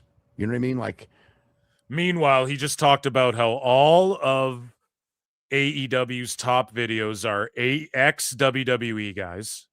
Lashley, who Dave was even like, I wouldn't sign them. Lashley, all WWE scraps. Mercedes and Tony don't even rank. Their best women's video was fucking Ronda Rousey, who is legit like pro wrestling scraps that no one wants in the pro wrestling world in general. A video from 3 years ago they upload in 26 or whatever, in 25, 2 years, whatever the fuck. They uploaded, and then that's their highest viewed women's shit. Ronda Rousey still got more motion online than any of the girls in AEW. But it's not WWE scraps is all they got. But when it comes to TNA, it's just WWE scraps, Brian. Fuck you, dude. And I don't think that that's what you want. But I think that there's a mentality there, like, it's that seduction thing where these people have been on WWE television. They're going to be way more famous than our guys. But there's also a reason WWE cut these people. And it cut. So who, when he's going these people, bro, AJ Styles is not WWE scraps. Well, I'm not talking about them, Val, actually. Okay, then who are you talking about? So Cora Jade? They cut her for it didn't have to do with how she was being presented on TV. Let's just put it at that. It wasn't necessarily her potential drawing capabilities, right? So TNA put out a bad presentation overall. That's on them. I don't know what this whole, and Daria Ray, they presented her really well. And she's going to be there. They both signed 6 and 1 year deals, 6 month and 1 year deals. So it's not like they're just coming and then leaving. But I do get what Dave's saying. They tried to be WWE light. which is TNA's fucked up by doing that multiple times in the past. So I do agree with that aspect of the criticism, but just calling these wrestlers scraps. Like what? Like Nick Nemeth, who's been grinding and helped. So then what are the guys in AEW? What is when they fucking bring a bunch of these NXT guys? Like, who's that guy who got canceled? I can't remember his name. He was going to get a huge push in AEW. Then he, like, you know, got in some DV situation with his girlfriend and shit. What was that guy's name? Or let's say fucking Adam Cole and the Undisputed Era. Like, are they scraps? They just showed up, got booked in top shit, and are hurt or gone or taking time off. Like, you could just say that about to say that about anybody is just fucked up, I think. Unless it's like evidently what they're doing. They didn't just sign, like Tegan Knox didn't show up too. Elena Black is Elena Black. She's Cora Jade. A lot of people thought she was going to get called up when Roxanne did and shit. And then she got released instead of called up. So people thought she was main roster ready in WWE. It was external shit. Daria Ray as well. Sonya Deville. She was on that Vince money. That's why she's got nothing bad to say about WWE. She was on that Vince money for doing minimal work. And she had that creepy stalker situation, I believe, right? And she was wrestling on the house shows and shit, but on TV, she was not really being used that much. And they had her as a general manager. And Vince really took care of her, okay? So then when the new regime comes in, and then you see some people who were getting Braun Strowman, bro, listen, Vince loved you. We love you, but we're not going to pay you as much as he was paying you for what he was using you. Same with Austin Theory. Buddy, you got to start. If you're going to get paid this much or whatever, however Vince had you locked in, you got to really earn that shit again. And you'll get back to the main event scene, but you got to start from ground zero. There's other people who are getting paid less than you that, like Jonah just wrestled Okada and had a 5-star match. You know, motherfucker's got to get repushed again. He's getting paid less than fucking R-Truth is, and R-Truth is a comedy guy, you know? So it's like to shit on Daria Ray for going in and doing a good piece of business on that show. Who else was ex-WWE? They introduced Mr. Elegance. Like, what was the scraps of WWE? They focused on their guys. Inspiration, them dipping out. Yeah, not going to lie. Maybe that should have happened on the pay-per-view. If that was going to happen, Inspiration dropped the titles and then they're just out of the company. But also that's TNA guys getting a win over, or gals rather, getting a win over some fucking, some potentially, I'm assuming the Iconics are going to end up back in WWE NXT. Personally. So if that happens, then are they TNA scraps? This is what I'm saying. Like, why isn't Jade and Saints and Paige and Hobbs AEW scraps? Because the way they're booked, nobody scraps if you book them well. So just to call these people scraps when it's like, okay, Cora Jade and Daria Ray, it's not like they even did bad business. The rest of the show, that was actually one of the better parts of the show. And then AJ Styles shit was good. So them using those people, they use them effectively. I would say it was like the Santino stuff and the Mr. Elegant stuff and the fucking main event that went a little too long, and them showing the AMC stars and them showing AJ Francis standing in front of no people in the building. That was their own guys that I would say. So this is just a terrible, like, out of touch analysis from Dave as far as blaming the wrestlers, but blaming the way they tried to WWE light it. Like they tried to, I said it was like TNA's debut or WWE Raw's debut on Netflix, where they're like, here's a couple matches and here's fucking all these celebrities and shit, which is what you do for the Netflix debut. That was the right thing for WWE to do that, because that's what they are. They're this global fucking, but for TNA, they tried to do that. And it was like, no, just give us an episode of Impact, you know? Anyway, sorry, I'm ranting about this because Dave, I just hate when he shits on these wrestlers, man. It really pisses me off. I don't know if it's better to, well, it is better to go out there and search and make your own people that are good. as opposed to taking cash. Yeah, the Hardys guys. I think Jeff spent more time in TNA in his career than in WWE. Or is that false? Is it off by a few years? Guys like Kurt Angle spent more time. The Dudleys spent more time in TNA than they did in WWE. So the Hardys, if you're about to say they're WWE, if Dave is they're just WWE scraps, bro, they've been more associated. Didn't Jeff Jarrett fight Jeff Hardy in like 2004, I want to say, for the TNA title on pay-per-view? Jeff Jarrett versus Jeff Hardy in a ladder match. Wasn't that in like 04, dude? That's like over 20 years of the Hardys being fucking linked, closely connected with TNA just as much as WWE. They were made in WWE, sure. But that's like saying Kenny Omega's a New Japan guy or whatever. Like, no, he's AEW too. He was made and more popular, you could argue, in New Japan. But he's an AEW guy as well, you know? So the Hardys, yeah, it's like, who are you? The cast-offs, he's calling them.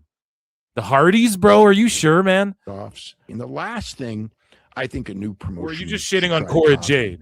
Is WWE. I mean, it's like there's the and then here's what the fuck Dave's saying, talking about TNA. The last thing, a new promotion. This is how retarded everyone is in the IWC. They're not a new promotion.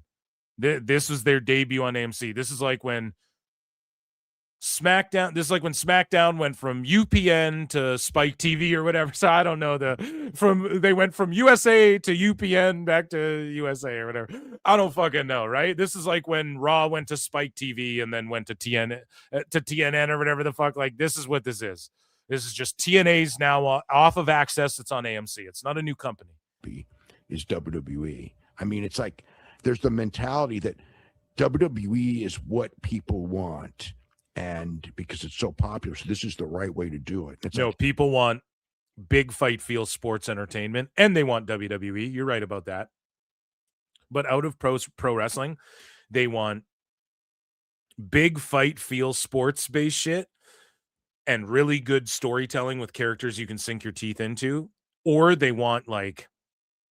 And I would argue Lucha Underground. If someone came out with a new version of Lucha Underground that was like you don't have to do Lucha Underground, but like a cinematic universe pro wrestling show, I think that could work too again. One of these streamers should invest in one of these shows and just don't do these ugly contracts where people get locked up in it. But Dave, you don't know what people want, and here's the proof. Your dirt sheet has fallen off, and less people are watching AEW. And you have to lie about their pay-per-views and max numbers in order to salvage them. Otherwise, every other scientifically measurable piece of fucking analytical data you can look at that's palatable, that we can all look at and go, okay, well, they said this and you know, that all of that, if you actually study and learn, indicates AEW's going backwards and is less popular than ever. Otherwise, we have to just trust you that they're more popular. No one trusts what you like, Dave. What you like seems to be the least popular shit. It's the right way for WWE because that's how they do it. Copying WWE is the wrong way for everyone who wants to get a foothold because you've got no identity other than copying anyone is not the way to go. Then you're copying WWE, and there's already, 8 hours. 3, 5.5, 7.5, 7.5 hours a week of WWE. If there's not a pay-per-view or a Saturday Night's Main Event. He's right. WWE's the cream of the crop, though. He's admitting it here without saying it. People think that, you want to do WWE. You're just talking about variety. Yeah, absolutely. Just like every movie shouldn't try to be whatever, but there's core elements in movies that make movies good, and there are outliers that can stray from that or take those things and expand upon them and make them unique, a fresh coat of paint in a way that you might see a trope, but it's presented in a way you haven't seen it before. And so you go, oh, this movie fucking ruled. Every movie's been done before. Every type of story's been done before. So, Dave, you're just coming to the realization that WWE is the cream of the crop and everyone should stop copying them. And I agree. I fucking agree with that, but like, way to wake up, bud. So it's like people don't need more WWE. And I agree. Maybe no more. We don't need more WWE, and we definitely don't need other companies where their fucking top guys like MJF are crying about WWE constantly and shit either. We don't need that either. So speaking about crying about WWE, let's get into Dave Meltzer doing just that. Crying about WWE. I'm pissed because I didn't upload my sound. Oh my God, it's the greatest thing I've ever seen. I have Meltzer saying like, oh, like the babyface thing. I didn't put it on my DMDMW soundboard, and I got to do it after the show. So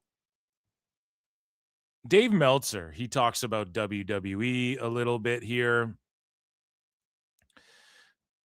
And he says that Cody Rhodes reportedly felt it would be fresher to go into this year's WrestleMania chasing the undisputed title rather than defending it, which is why he pushed for Drew McIntyre to become champion. Now, I just want to say this. I don't believe him. Maybe that was a plan. Liar! But again, he just likes to fantasy mark book. I can tell you, and I'm not a fucking dirt sheet, but Drew was always going to win the fucking belt. It was just a matter of when. Also, I told you guys, Drew and Rhodes are going to feud for a long time. Like, it's going to be a long story, and it has been, and it will continue to be. By proxy, there might be other people who get in the mix, as we're starting to see, and Rhodes has to fight his way, and maybe he wins this Rumble. I don't know. My money's on Rhodes or Fatu winning the Rumble. Those are my two top picks right now. But Dave, he likes to do this thing where he just fantasy mark book shit and then extrapolates this extra. So who knows if the motive is Rhodes wants to chase it going into Mania.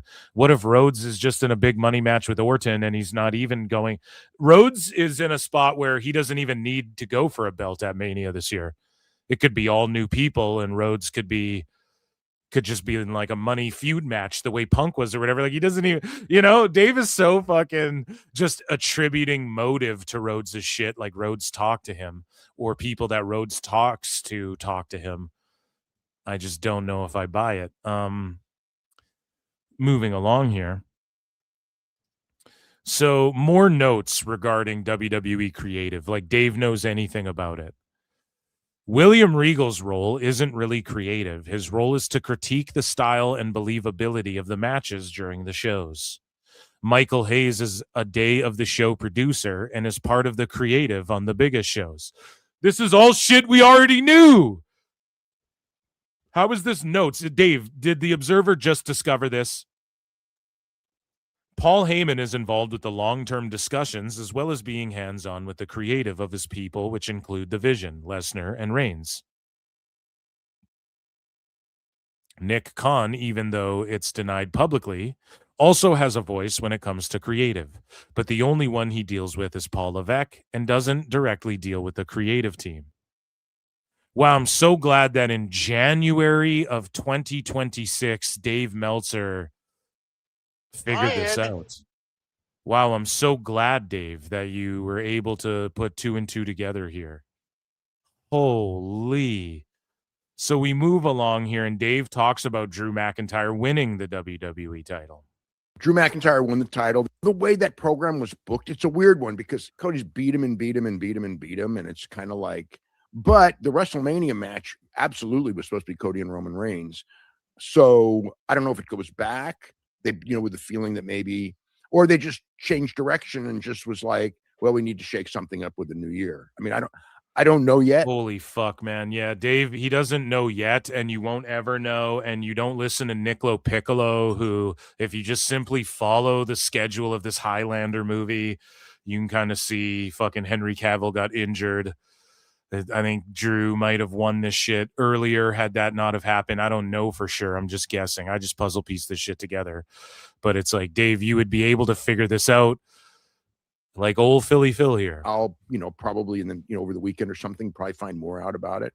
But yeah, Drew McIntyre won the title, and he's done great work the last 2 years, and I don't know if it's a short one or a long one. He just doesn't care at all. Oh, he's done good work. And I don't know if it's what does he say? A short one, though. A short or a long one, though. So all you're saying is, I don't know. I don't know. I don't know. I don't know. I don't know. I'm supposed to be this insider, but I don't know. I don't know. I couldn't even fathom a guess. But this shit that I told you guys that didn't happen, that for sure was supposed. That's what I do know. Is this thing that didn't happen, so you can't really prove. That proves that I'm right and I know shit, but I don't know anything about this. Like, you're a fucking moron. Or a long one, though. 4 matches next week that sets up a 4-way for Montreal for Saturday night's main event. And then that winner gets the title shot with Drew in Saudi Arabia. And just given the way it's been built up, and you're in Montreal for the fatal 4-way and Saudi Arabia the next week, like, to me, I think you pretty much have to pencil in Sammy as the challenger for those shows. I mean, that would make, to me, all the sense in the world. He gets a big win in Montreal, and then, he's a much more believable challenger, I think, against Drew in Saudi Arabia. And that's a fine title match for the Rumble. There you go, Pollock. See, Pollock's got bars. He's a good, like, analyst and shit, and he would, like, fantasy match make, like, fights on the Fight Network and shit. Growing up in Canada there, bud. Watching him on the Fight Network with Robin Black there, buddy. So Pollock comes in and saves that shit. That should be his new co-host instead of Bryan Alvarez, dude. The fuck? So here's Dave Meltzer talking about the segment with Ava and Ethan Page, and he just talks about how it's the stupidest thing he's ever seen, Brian.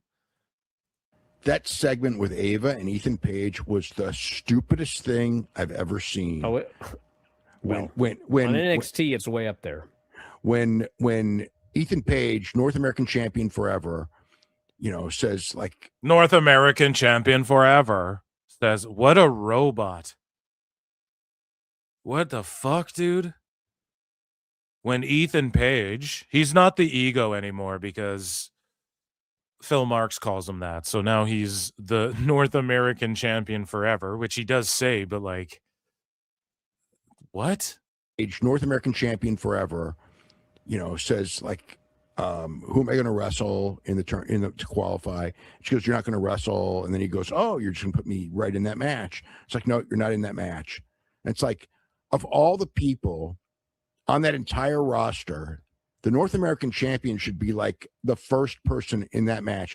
And then she goes, well, I'll put you in the match if you vacate. Why should he be the first title? What kind of stupidity is that?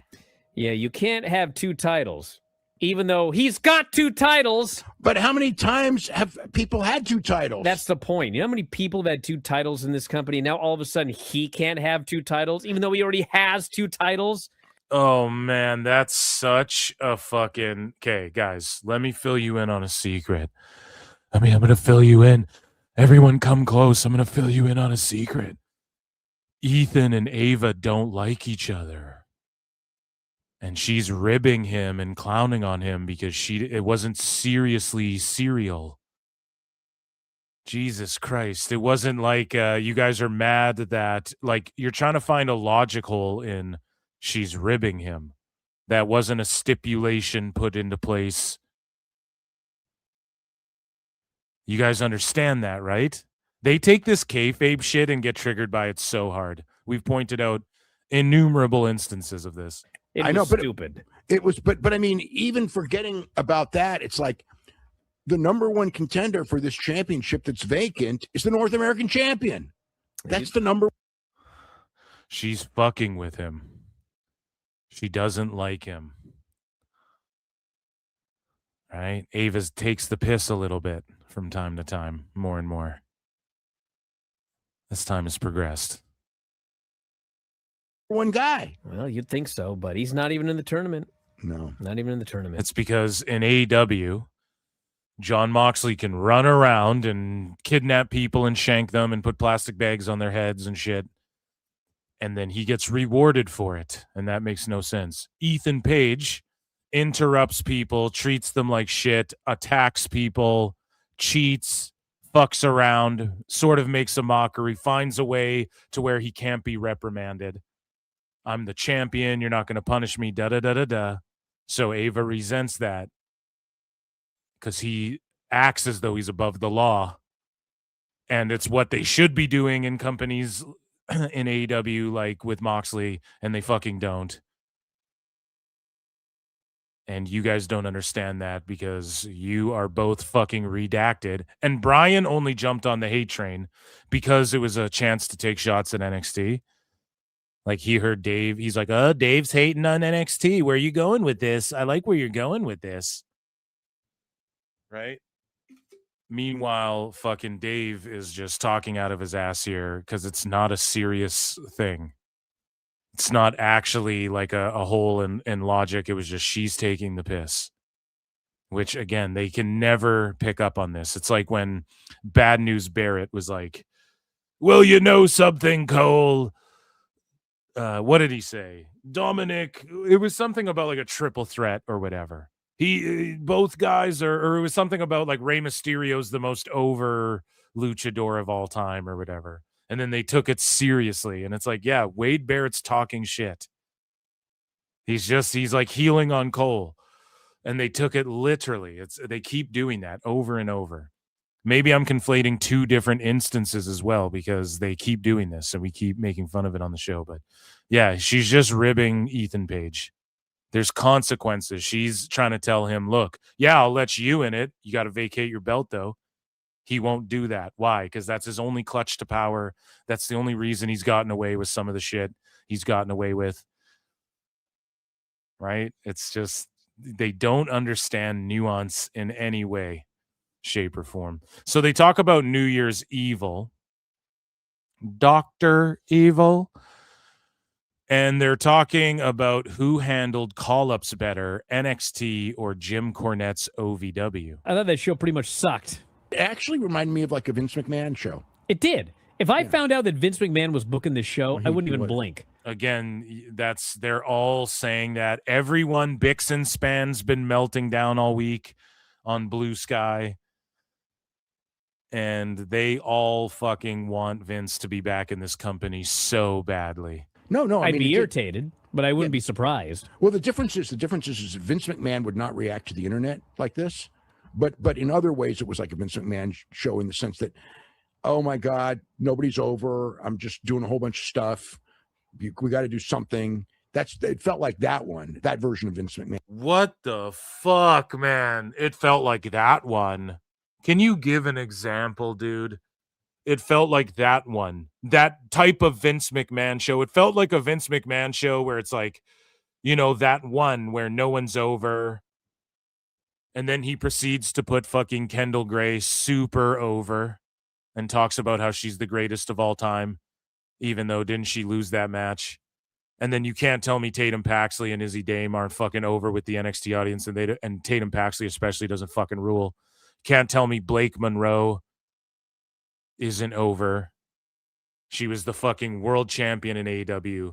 Dave glazed the shit out of her saying, the AEW women's division. At that time, he was talking about how, you know, their bloody matches. This is the best. Like, we know. We fucking chronicle it here at PWT/DMDMW now that that's a show.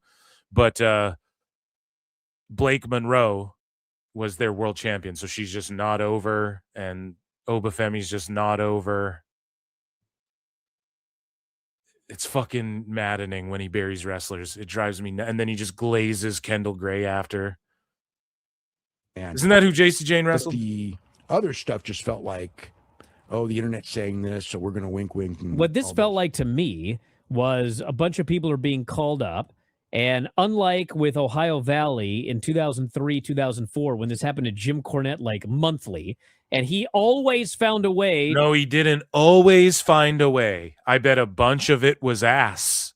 And I bet a bunch of it locally, they were like, what the fuck? And Jim Cornette has told stories. And now they're trying to put over Jimbo for something Jimbo doesn't even put himself over for. Jim has talked about how, well, fuck's sakes, give me a 2-week notice. I'll book him in a hair match. They fucked me. He's told all those stories. Or like, what the fuck? They'd come and mess around and tell me that they had to do this guy. They take this guy and I didn't have time to put him over yet. He's told all these stories. He always found a way. I don't fucking know if he did, buddy. I think that stuff wasn't on TV and there wasn't the internet and it was on TV regionally or locally. Right? And now you can see the tapes or whatever, or you can find episodes online or matches, but it didn't all exist. The way people just Netflix's Unreal show happens on Netflix, and then the next day you could probably puzzle piece the entire show together with the clips everybody uploads and shares. The next day people have HD quality. It's just uploaded to their fucking Twitters. It's just a different landscape. It's not, you can't even go, well, Jim Cornette always found a way. No, you don't know that, because Jim Cornette had the Leviathan, and then they turned him into the Deacon holding a collection box, and then he had to become Batista. You know what I'm saying? Like, the prototype was the prototype. Then he came in and was like, I'm a wrestler guy, ruthless aggression. And then he started rapping. So no, they didn't always find a way. The problem with Tony D is that Tony D's Tony D. And if they call him up and give him a different gimmick, we're going to be like, this is stupid. He's Tony D. Because why? NXT's on TV. And this is why. And Dave and Bry, they're not even smart enough to fucking come to this realization that you can't even compare it to OVW. It's because NXT's on TV and the age of the internet, you can't even compare it. You got to do NXT house shows that are riddled with people, or you got to get guys off do it the way they're doing it with Evolve. Evolve is now NXT. NXT is hardly developmental. It is just the minor league. Like, if you're in the minor league in the AHL, you're able to wrestle, or pardon me, you're able to play hockey in the NHL. They could call you up any day, and you could be a superstar or a journeyman. You don't know. But you're at a professional level. You're just the minor league. Okay? And so NXT is just the minor league to WWE, but it's still like you could get called up, any day. Like, you could get called to the main roster, as in we need bodies type shit. Like, what are the guys in NBA? The G League, the Summer League, or whatever the fuck. You guys, you're professionals. You're just not quite there. And you could get called up, or we have you on reserve. Tony D's older, but he could play this position if we really needed him, and he could have a stellar year. We don't know. It's just the minor league to Raw and SmackDown. So when it comes to Evolve and shit, that's the new developmental. The house shows and the ID indie wrestling showcases, and even the feds, like Reality of Wrestling, that are fucking hosting, that are ID'd and host some of the wrestlers, that's developmental. And we have to shift our mindset on that. You can't even compare it to OVW and say, well, Jim always did a good job. The biggest stars weren't what they were. When Brock Lesnar came in, he was the next big thing, Brock Lesnar, when they really started featuring him. But before that, he was tagging with Shelton Benjamin and doing shooting star presses. And he was like this, I'm an old school amateur wrestler guy. Right? When Batista became the big star, he was nothing like Leviathan. Orton maybe was pretty similar because, he's Cowboy Bob Orton's kid. So maybe, but like Prototype is nothing like the Cena that we saw become like this Hulk Hogan guy. Just like Hulk Hogan under the mask wasn't the Destroyer or whatever the fuck isn't like Hulk Hogan. Why? Because not everyone could see that shit. Every wrestling fan, even if you're a casual, you scroll Twitter and you see clips from NXT and you see who's popping and who isn't. So it's just like, get over this shit. There's 37-year-olds in NXT. There's going to be 27-year-olds. Yes, it's still for younger, underneath wrestlers, but for the most part, it's just the minor league. Any one of these people shown on this card could be on the main roster right now, and they'd fit in. Any one of these girls, no offense, Zelina Vega is better than Zelina Vega on the main roster right now. Just keep it, or Kiana James. Just keep it real. To make it work. Kiana's good. Her booking, I have not liked it. Freaking storyline. Or try. These people are just like, we ain't got no clue. You're taking Oba? Oh my God. He'll just leave the belt in the ring. Well, it's not even no clue. I'm sure he wasn't allowed to do the job. So do a three-way and have someone else get pinned. I'm sure that they probably said no. It's like that one was probably dictated to them. I can't blame that on their creative. But now there's things that they could do, and you are right that that in these situations they don't react as well as Cornette did under the same circumstances. But again, they're on national TV, and he was on Louisville TV, and they also he still worked hard to make it work. Yeah, God. But the stuff that he did, they would have never allowed the stuff that he did. It's just because they didn't give a shit and they weren't watching. The way that Cornette worked to make it work, they would have never accepted. These people have to fit into the machine, so it limits them with what they can do. So based Meltzer flute for shutting Bryan down there, because at least he's admitting, like, dude, but the way he words it, it's part of the machine and shit. It is a machine, but it's like, in the UFC, there's the Ultimate Fighter, there's Dana White's Contender Series, or there's these other leagues, and a bunch of them get put on Fight Pass, LFA or whatever the fuck. I don't even know, because they bought a bunch of them up, but it's these underneath leagues that have also been like UFC Fight Pass, to where they are, hey, we'll put you on UFC Fight Pass and we get dibs on your guys. Or if we need bodies or we need people, we're going to scout on Dana White's looking for a fight, I'm going to come scout your league, and we'll put your fights on Fight Pass type shit. And it's part of our library. They do that with the underneath shit, and it's part of the machine, but these fighters are still out there doing their thing. And like, there's multiple ways to get to the UFC, and WWE's adopted that for the most part. Because you have to, because everything's on the fucking internet. And some kid could go viral in some other MMA league for doing some shit, or it could happen on Fight Pass and go viral, and then you get first dibs on him, that sort of thing. But just like labeling it, I don't know. He tries to undermine it a bit, but at least he is being honest about, listen, NXT, like, what he's trying to say is that shit's on TV. So you're limited in how you can't just bring Obafemi up and then he's not Obafemi anymore. You can't do, like, people get over on NXT. You got to run with that. Why? Because even the fucking casuals know about NXT to some extent. If you have WWE, if you watch it on Netflix, let's say you watch Raw every Monday on Netflix, in Canada, at least, NXT's in your face. They're promoting it to you. If you have Twitter and you follow WWE, you're going to see some NXT shit. And fortunately for Cornette, he could just go, okay, this guy, loser leaves town next week, and then he just doesn't have the Leviathan anymore. It was just a whole different thing. So at least Dave was based enough to give that take. But I'm getting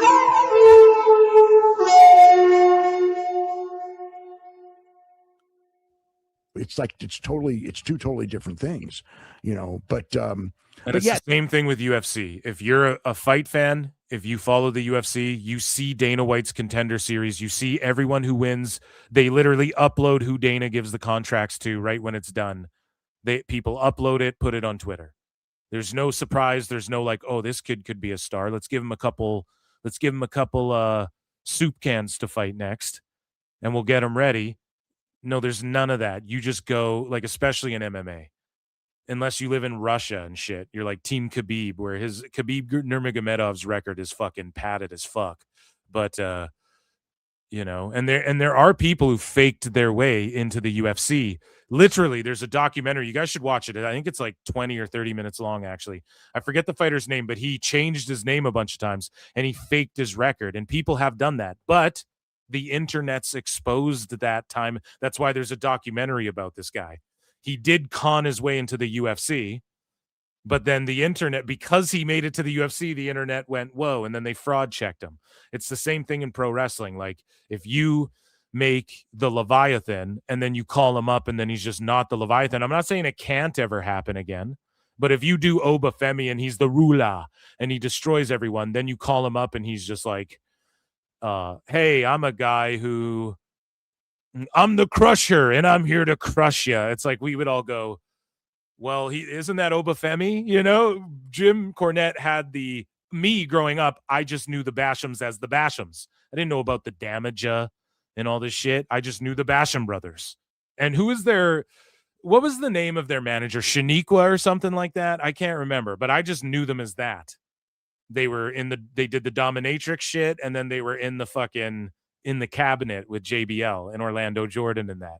I didn't know who the fuck they were in OVW and shit. So like Bryan Alvarez had to get fraud checked by Uncle Dave there. They were, I mean, the way I look at it is that the NXT people were put in a bad situation as far as the creative side.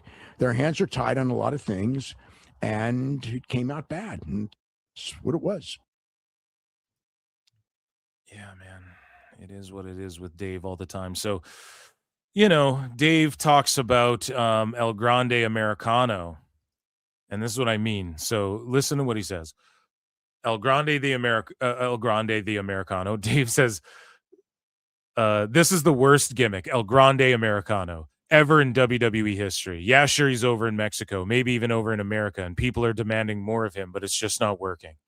Now, I don't know if somebody AI'd this quote, but if this is a real fucking quote, you're dumber than me calling him El Grande the Americano. Stupid idiot.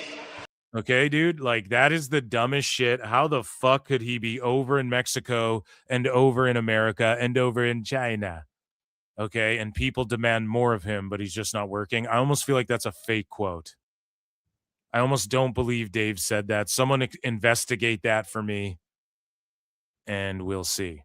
So speaking of younger wrestlers and developmental and putting your foot in your mouth, here's another dumb thing Dave says. Dave and Bryan, well, say about young wrestlers. So Bryan, the guy who's fucking melting down all the time about Luthez was 23 and Javon Evans is ready. Push him. These guys all push them all to the moon. Now here's what Dave has to say in Bryan's response. The most anyone worked this year of the entire WWE was LA Knight with 64 matches. Before, that would be considered part-time work. 200 matches a year, you know, is too much for sure. And they're not going to ever go back to that. But I think that there's a number, and I don't know what the number is. Maybe it's 100 matches a year, which I'm kind of thinking is about right. Where you're in the groove. When you're doing 3 matches a month, you go out there and you just go nuts because that's true too. I may not have another match for weeks now. I don't think that everyone needs to do 4 matches a week. Okay, but I can tell you one thing: if everybody was doing 4 matches a week, we'd see a lot of toned down matches. Well, you'd have to tone down matches. Or just the ability to work smarter. How come every wrestler goes working smarter? You watch Unreal, all the wrestlers are like, and it's so funny. These goofballs just go, oh, that's a fake show. Okay, but that doesn't mean when Lyra Valkyria is crying on camera about because of the pressure she puts on herself and that she's going to go get a cookie. That doesn't mean that she doesn't really put pressure on herself and she's acting and she doesn't want a cookie. Like when the wrestlers sit there and go, it's about making people feel something. It's about this emotion and what can we do for the fans, And I covered this on the last live show. Time Cop. And Tony Khan was like, you get Ring of Honor. You guys get this thing that I'm giving you, Texas. And it's just the wrong mentality. And then blaming fans. You guys just don't understand the Moxley story. That's how these fuckers operate, and it's cooked, man. Be a lot smarter with what you did in the ring. AEW would be infinitely better if they did 3 house shows a week. I think that wrestlers should work the majority. If they're on your roster, they should be working at least 3 matches in front of crowds of some size. It could be 12 people in a fucking gym house show with no cameras, you know, and as long as your people in NXT should be working 3 times a week minimum. And then the main, or maybe even more, maybe if you're in developmental, 4 times a week minimum on the main roster, 2 to 3 times a week minimum, unless you're like, you're the Miz or you're Roman Reigns or Randy Orton, right? Like there's certain guys that... Lesnar got called up to the main roster before he was ready. 6 months later, that dude was ready because he got called up to the main roster. He was on the road. And he's one of the biggest fucking stars of all time. He's one of the biggest fucking stars of all time. But yes, it was because he was on the road all the time. But also you're pointing, and here's the thing, Brock, like Jim Cornette tells the stories too. Like Bryan's fucking up. He doesn't know his history. Like clearly, I wish Dave would check Bryan for not studying and learning. Learn, baby, learn. Meltzer Inferno. Because again, Jim Cornette And again, I'm not trying to bury, and again, I'm going to say and again, but I'm not trying to bury Cornette here. Like, no, he was a great teacher. You don't have a class of fucking Orton, Brock, Shelton Benjamin, who was all in that class? Cena. Like, you don't get a Victoria. That's all one fucking run right there. You don't get that class if you're not the shit, dude. Like, all of those people who they became in pro wrestling and like the significance. Victoria is very significant. Her significance is very underappreciated, I think. Maybe not in today's climate, but Victoria was really important to the women's division because, yes, she did have sex appeal and she was very attractive, but she really came in with a character, and it wasn't just that. Like, her and Molly Holly really, and you see Molly Holly everywhere. She's there. If you watch Unreal, she's in every talent's ear, man or woman, and she's there teaching, and she should be, because she is, again, she could really fucking work, and it was more than just sex appeal. And Victoria was, if you want to point to a wrestler who didn't just need that aspect, because even Lita, like, you know, she'd take the shirt off, her thong was sticking out, she did some crazy ass photo shoots, we all had the posters on our wall, you know, but even she used the sex appeal, but she had that wrestler vibe, like, oh, she's extreme. But, you know, Victoria came in, and it wasn't even though she was one of the Godfather's hoes and stuff like that, but when she really came in and got her push, and I'm not saying she wasn't in a bra and panties match ever, but she was like a wrestler who did cool fucking moves and was crazy, got put with Steven Richards. I remember her and Trish had that hardcore match and shit. Like, she was really wrestling, you know? And so that class, you don't get that. Jim Cornette should pat himself on the back. The point I'm getting at, not to bury Alvarez putting him over, but he's putting him over for shit. Like, you're pointing to Brock Lesnar. Nobody looked like him. Nobody could really do the shit he did. Nobody was shoot the fighter he was and shoot the wrestler he was. Maybe Kurt Angle, but Kurt Angle never went also to the UFC. And granted, this was after, and it's in hindsight. But Brock is a one of one. When he goes, who's the next Brock? Like, it's just people being compared to Brock. Now everyone gets compared to this guy. He's an anomaly. So I would point to someone else maybe other than Brock, and then also he had Paul Heyman was just his guy. Like, your fucking Paul Heyman could get a wood chip over, you know? So 4 days a week, working with great guys, and he got brought up to speed. Paul Heyman could fucking pick a penny up off the ground and then explain to you why that's the greatest penny of all time and sell it to a banker for more than it's worth, you know? Like that. Tiffany gets brought up to the main roster. Nothing against Tiffany personally. It's not just her. It's a lot of them. She gets brought up to the main roster. She's now working less. She is not better now than she was when she was in NXT. She's maybe at the same level. Bro, Tiffany Stratton is not Brock Lesnar. There's been 100 blonde, exceptional athlete wrestlers in pro wrestling. Toni Storm was one before she left WWE, right? Like Charlotte Flair. There's been, now I know her character's somewhat unique to her. Some might say they've seen different versions of it over whatever. And I'm not trying to bury Tiffy, but she's not Brock Lesnar. This is the problem. Who are you gonna pull next? Kurt Angle?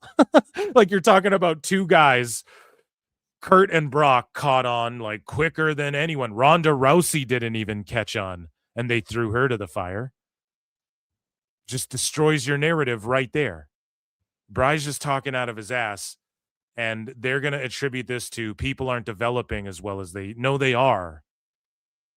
Everybody can wrestle. It's just like, you're just unhappy that Javon, I don't know. I'm with Bry that people should be wrestling more.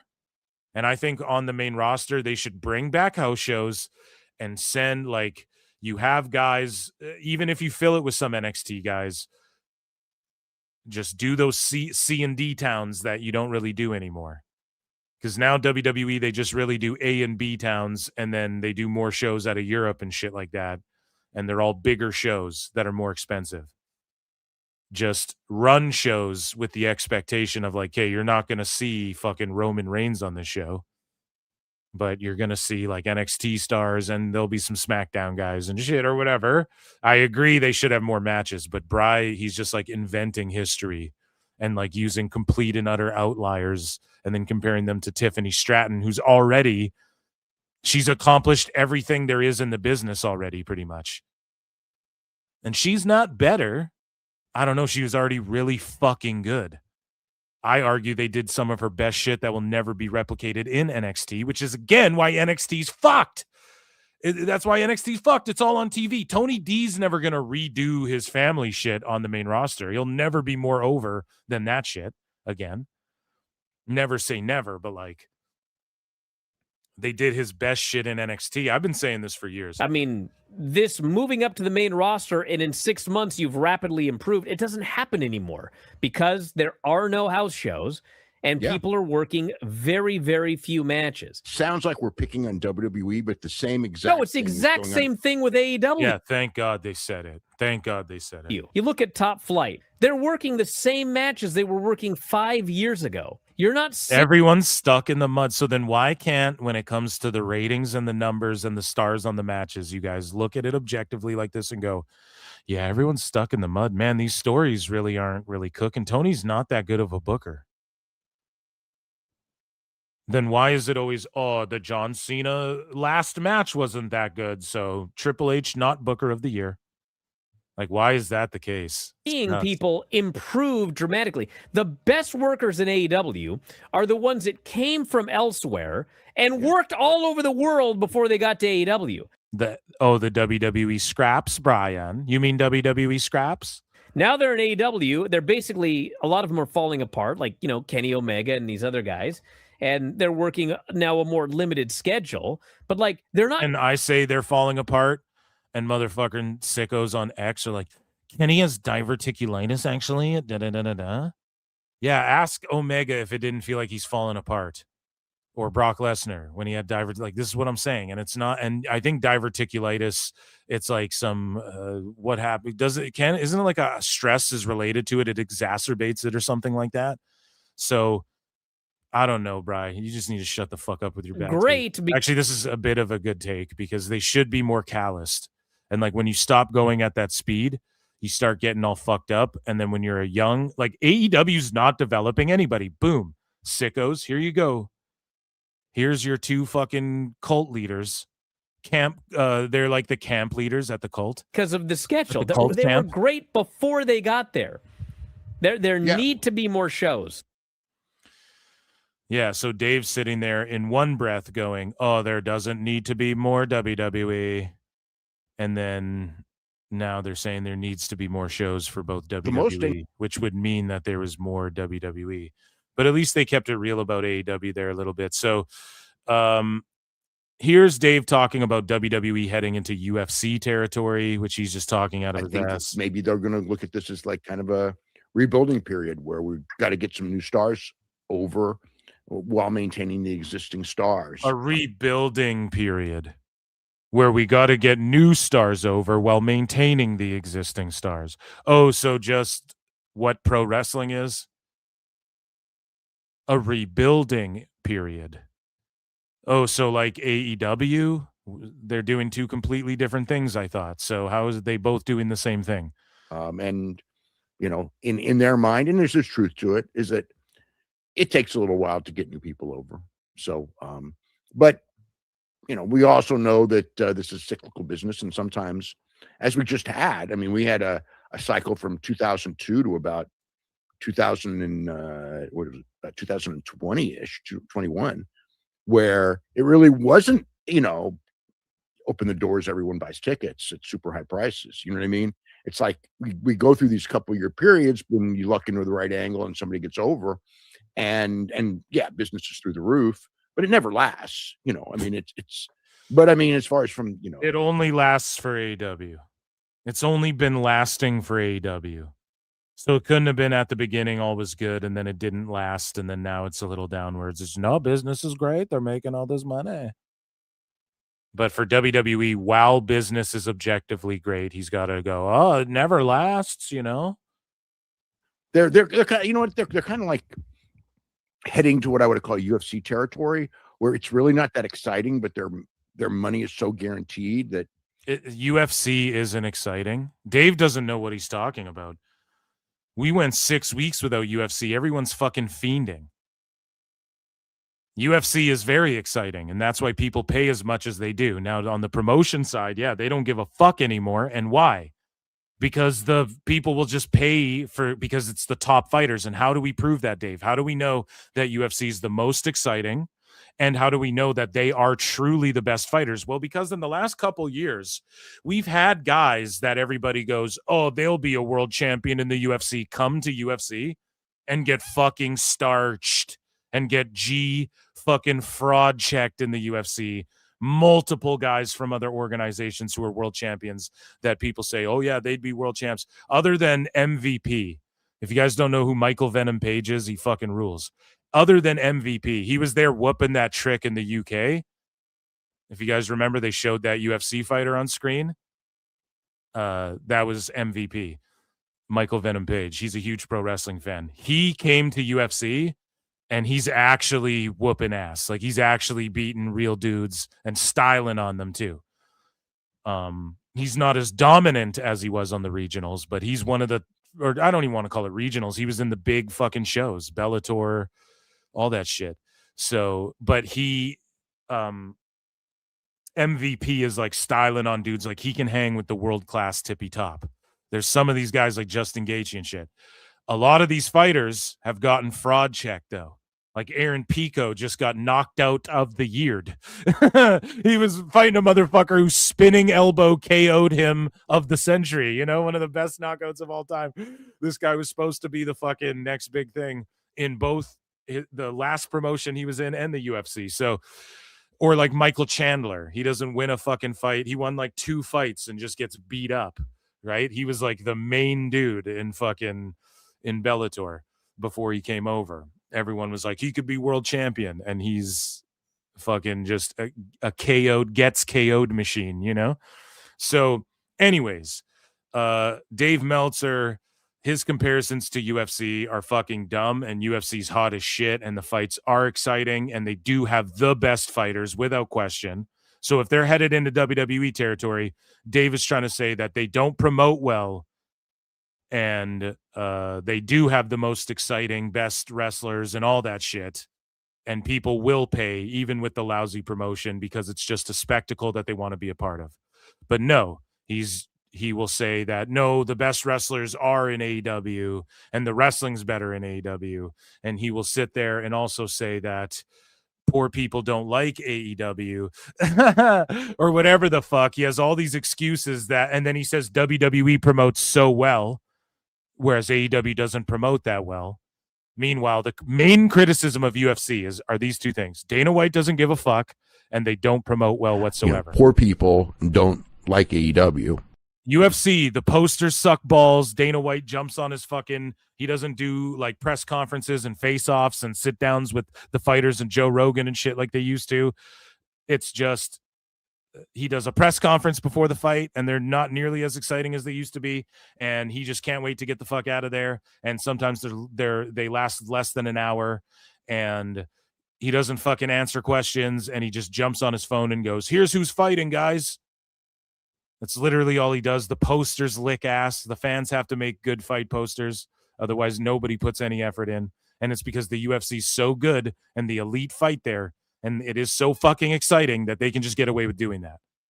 So unless that's his criticism, it's not that, because he says WWE promotes so well and that the best wrestling's in AEW. As I said previously, you know, Dana can go out there and just say, you don't like the main event, don't watch it. You know, yeah, WWE doesn't do that.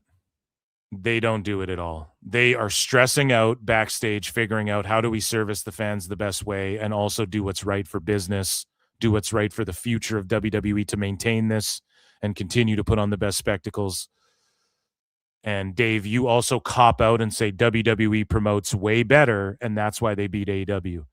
Dave has literally said that if AEW promoted better, they'd be doing, just their promotion isn't as good. So now they can just go out there and say, don't watch the show and we don't promote well. Is that what you're trying to say? Or are you just a spurg and you're just putting two things together that don't make sense. Nobody in WWE will ever quite say that one. I think that maybe when they get mad some days, they might think it. Mm-hmm. You know, when they read stuff they don't like. You know, Dana's got no filter and he's super They rich, won't say that because it's untrue. and you know, it's like, why'd you make this match that makes no sense? And it's like, So you're describing Tony Khan. You're describing Tony Khan. So he's saying Dana White is this guy, and he's trying to compare this to who? Triple H or Nick Khan? Who the fuck are you comparing this to? He's describing Tony Khan through Dana White, and it is the same thing. Where people say to Dana, like, but here's the thing, Dana gets away with it because UFC is exciting, and they do the best matchmaking. They really do. But sometimes they go, why don't you do this fight or this fight, especially lately? And it's because Dana's not as checked in as he used to be. And it's ultimately the fights Dana wants to see. But that's Tony Khan. He's just listen to what Dave just said about Dana White. He's just a super rich guy who he says, oh, fuck it, just don't watch. That's what AEW does. It's a super rich guy who puts together dumb matches and bad booking. And people go, why'd you do that? And then the sickos and fucking Tony Khan and they don't watch. That's what they say. And then Tony Khan goes, you just don't get what I was doing with the Death Riders and shit. So you're describing Tony Khan, and then you're saying that's WWE somehow. Just to try and he's trying to pinpoint he's trying to draw a correlation that isn't there because they're both TKO. That's all it is. Meanwhile, this better describes AEW. You know, Dana's got no filter and he's super rich, and you know, it's like, why'd you make this match that makes no sense? And it's like, then don't watch it. Then don't watch it. Yeah, that's what the sicko said. Use Google. Don't watch it. Google it. So here is Dave Meltzer and Bryan Alvarez. They talk about John Cena's last match, and the only reason I put this out here is because I wrote this. Bryan Alvarez being schmarmy about this, like he was right, but John Cena literally disagrees with him. Cena says, I thought it was the perfect finish. John welcomes all criticisms, but clearly disagrees with Bryce, and yet Bryce somehow interprets that as a victory.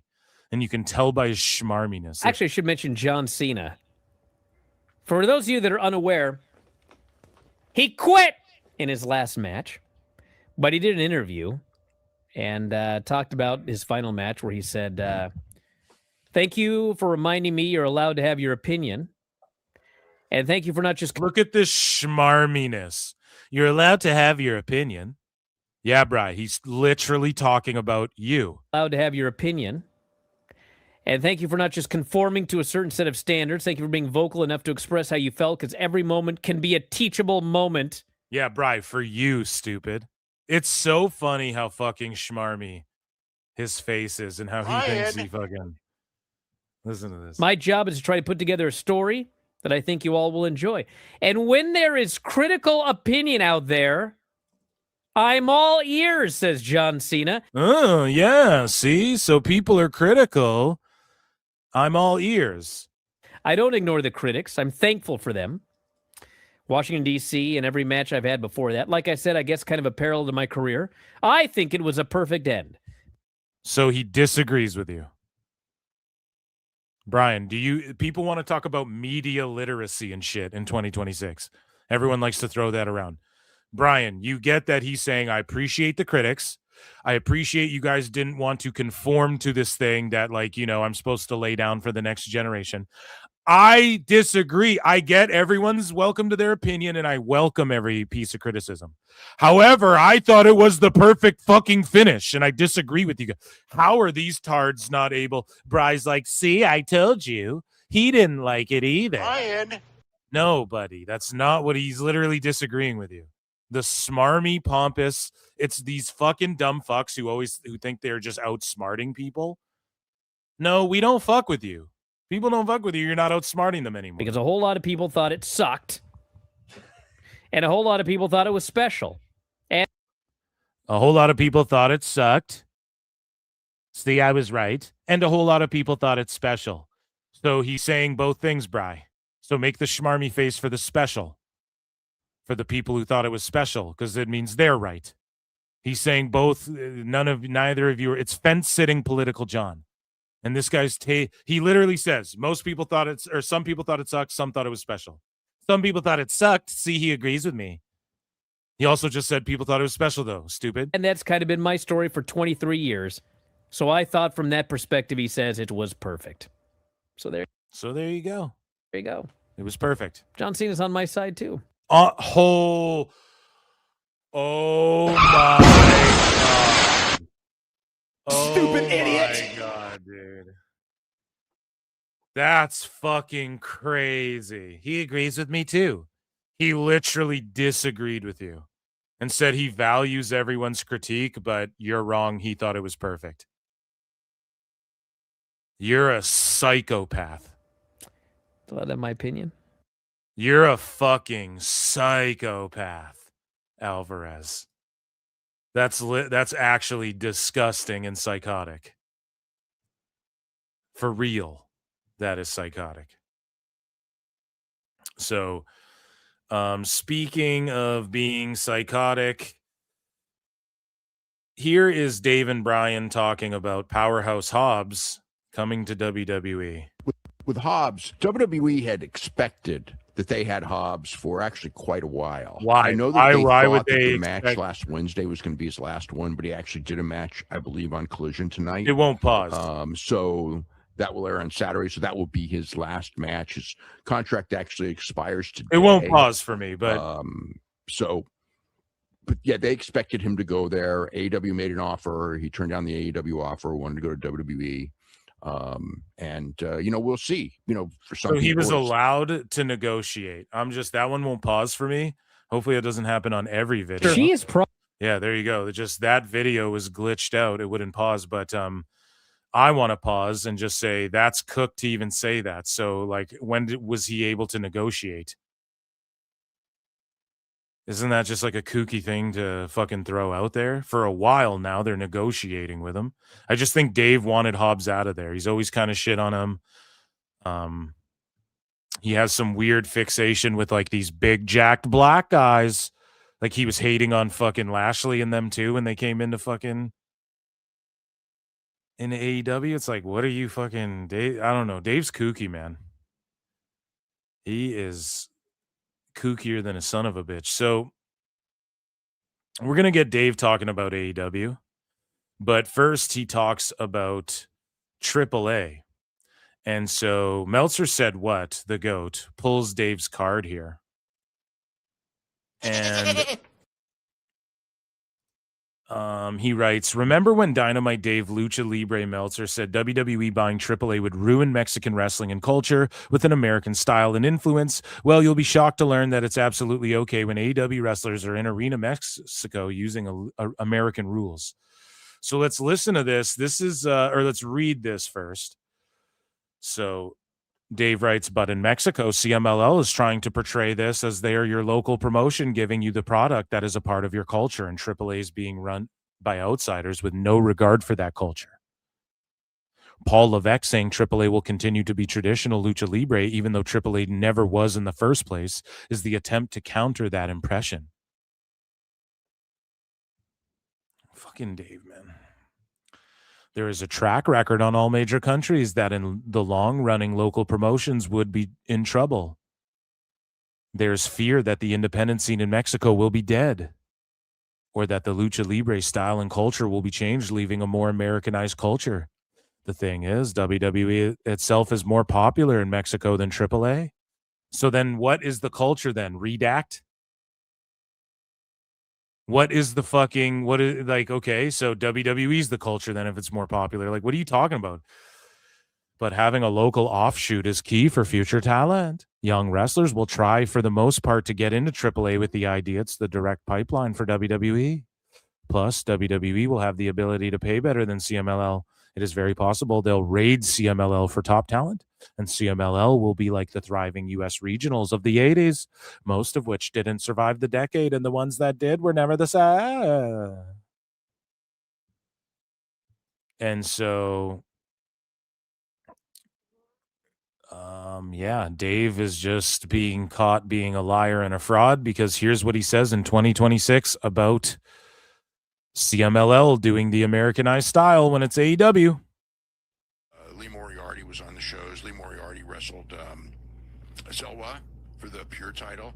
I actually have to make sure to watch this because I can just imagine, the Arena Mexico referees,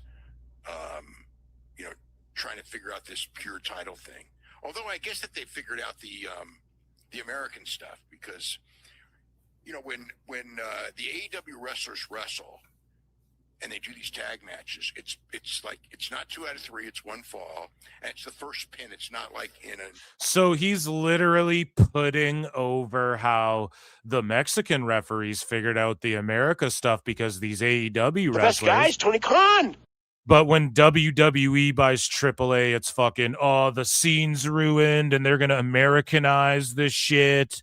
And it's Triple H's attempt to counter this. It's all a conspiracy, man. They're going to ruin the Mexican culture, man. But then here he's just like loving, oh, man, they're going to learn the Pure rules and they figured out the American style. Normal Lucha Libre where you have to pin 2 guys with the captain. So the flow is totally different. But the fans understand, okay, this is with Americans. We're going to do, they see American wrestling. We're going to do American style. Wow. That's just what it is. It's just weird to have, completely different rules when AEW guys are on the show in their matches as in everybody else's matches. So, that's one of the things there that's a little bit interesting. Oh, it's interesting and it's American style and it's kind of cool and hopefully the refs figure it out. WWE do the same thing, quote unquote, and it's fucking, they're ruining the culture that Dave knows so much about, calling Bad Bunny an ethnic superstar. Yeah, you know a lot about the culture, Dave. Shut the fuck up, fucking dummy. He's just a dumb dummy. So here's Dave and Bry talking about some more AAA stuff. And they talk about the Vikingo El Grande spot where Vikingo is like stomping on him and shit. El Grande Americano is he's down in the corner, and Vikingo does a spot where you stand, you kind of hold. Okay, or pause. Under the ropes, and you stand on the person's neck in the corner, and you're supposed to hold the ropes to take weight out the person's neck. Whatever happens, he's standing on this dude's neck, and El Grande hits the mat to signal to the ref, and the ref comes over, and El Grande goes something like, "Tell him to ease up on my neck, for fuck's sake." And so he starts to stand up, and he's selling and everything like that, and he stands up, and he's facing the corner. And right after telling the ref to tell this guy to ease up on his neck, this Vikingo freaking kicks him. It was a work fucking right in the back of his neck. And he doesn't even sell it. You just see him turn around, he looks at him, and he cusses this guy out in Spanish, and they keep going.